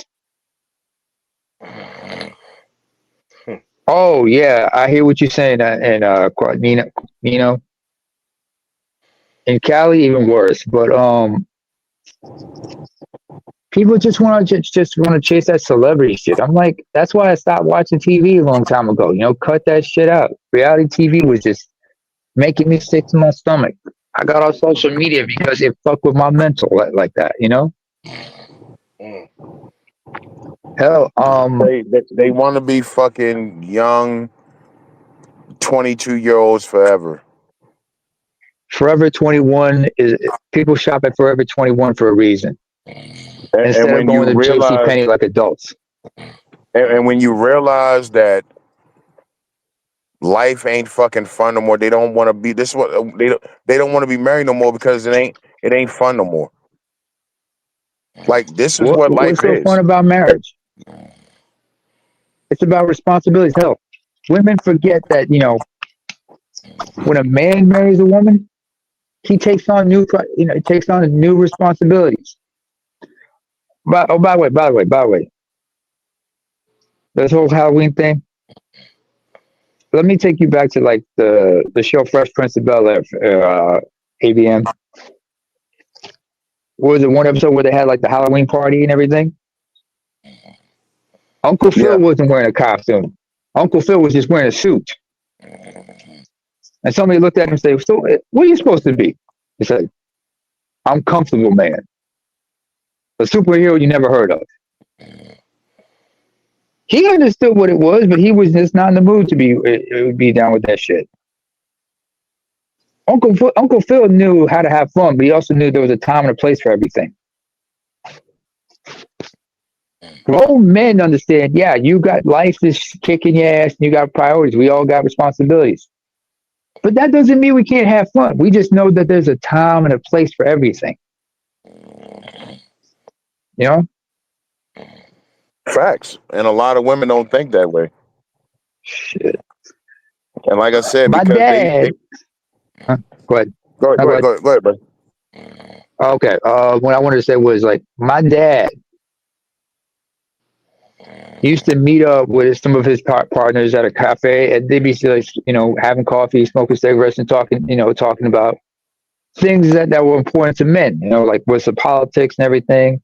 Talk about serious shit. But they also converse with those. They also talk about things they reminisce about. But I remember they used to take us to a pool hall where they would just hang out and play pool and whatnot. If some of them brought their kids, like me and my younger brother, a couple other cats, we would be learning how to play pool as well.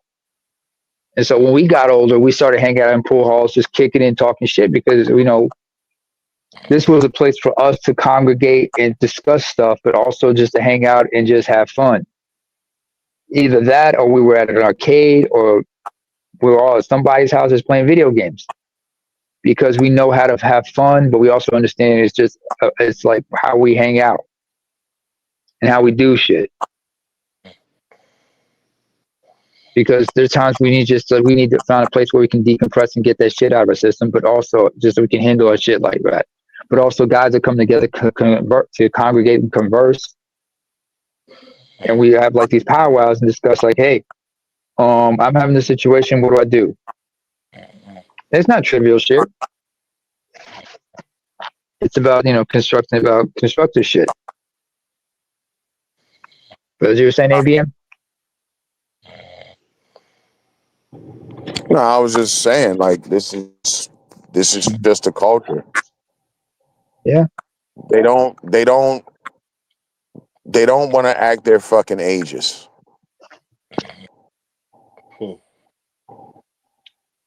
Mm-hmm. And that's their biggest problem with being married. They want to get, because they don't know what the fuck they want to do. They don't really think two moves ahead like men do. They don't want to play chess.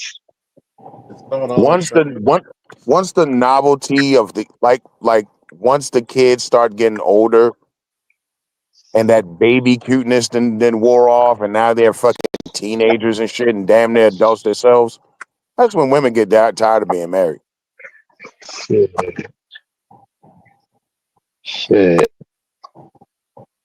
And they don't think two moves ahead. So when they fucking when they divorce you and now they're by themselves in that fucking house, that's why you see all the videos nowadays, women crying and shit. Oh my God, look at all these fucking bills I gotta pay and I'm all by myself. Well, I mean, you should have thought about that. But you didn't.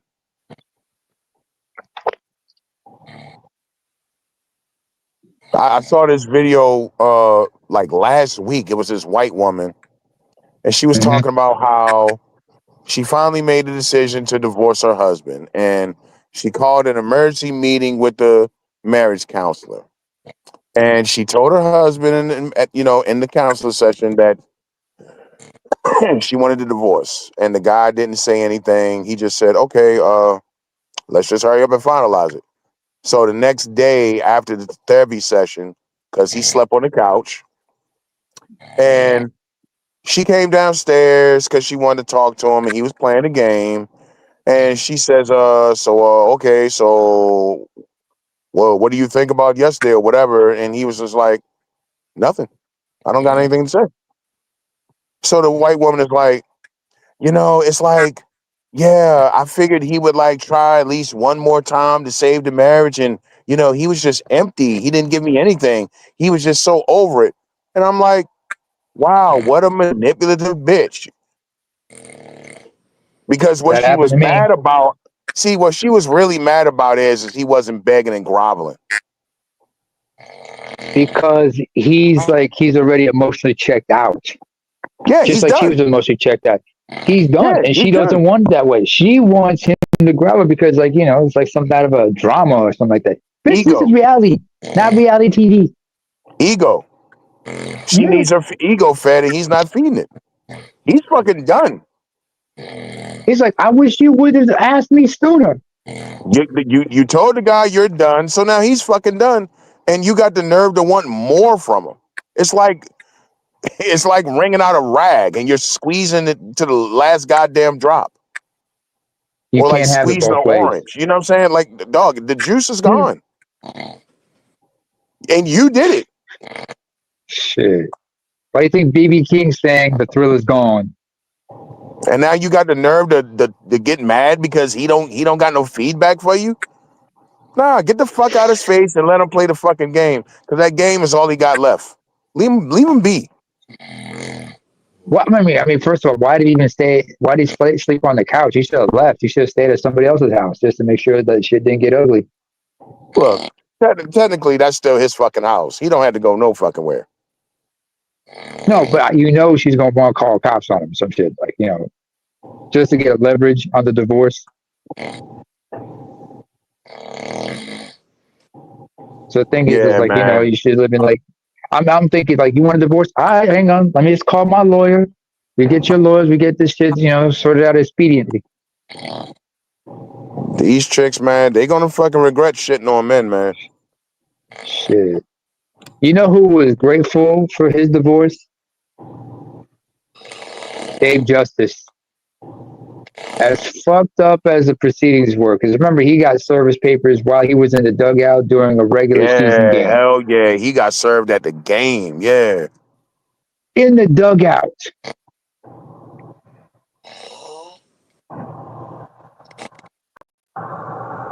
But he counts his blessings because he moved on and found somebody better.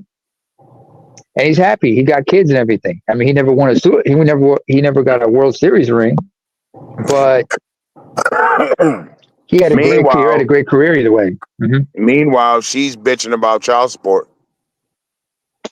Hey, you went to the white boys and fucked up. But then Pretty again, you much. got to look at her sideways. But remember, you got to look at her sideways because remember, after she divorced Eric Benet because he had the sex addiction thing. She said, "I will never marry again." And she said, she said like, if I'm not with somebody by the time I'm 40, if I'm not, if I don't have a kid until I'm 40, no, I'm gonna wait around, maybe date. And then maybe if at the latest at age 40, I'll ask if you want to have a baby. That's how Gabrielle Aubray came. That's why she had that baby, her daughter with Gabrielle Aubray. Namer, we've But had this she went back on conversation. her word. Yeah. Namer, we had this conversation about Halle Berry. Mm-hmm. Okay, she's half white. All right, she Halle Berry. She has a certain type. Yeah. Motherfuckers always want to call black men colorists. Nobody says that about Halle Berry. Halle Berry's a colorist. Yeah. Even the so-called black men she dealt with, she don't like them too black. Dave And she Justice didn't is half bother to white. give those black men kids, but she got with those white boys and she gave them fucking kids. And of course, now you're paying child support because even Halle Berry learned when you go in the courtroom, your half black ass against that white man, you're gonna lose. You're not a white woman, Halle. Big time. Big time. She lost big time. And then she had to Fuck start Halle some Berry. shit. Next thing, those two, and both men got into a scuffle. One's French, the other's French Canadian. These bitches crazy, man. Like, hey, y'all, hold on for a second. Hey, wake up, Charles. Charlie, wake up. Charlie. This is not the first time. This is not the first time we had this with Charles. Chaos, you still awake? Chaos.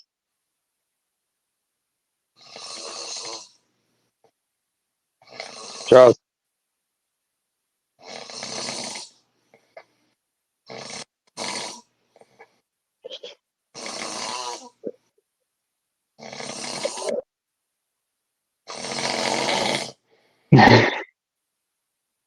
I worry about this motherfucker sometimes. I stop eventually. Stop worrying. All right, folks. Yeah, we better call it a night. Yeah, we better call this a night. Yep. Let's get the hell out of here, folks. Yeah. Woo! Get the hell out of here.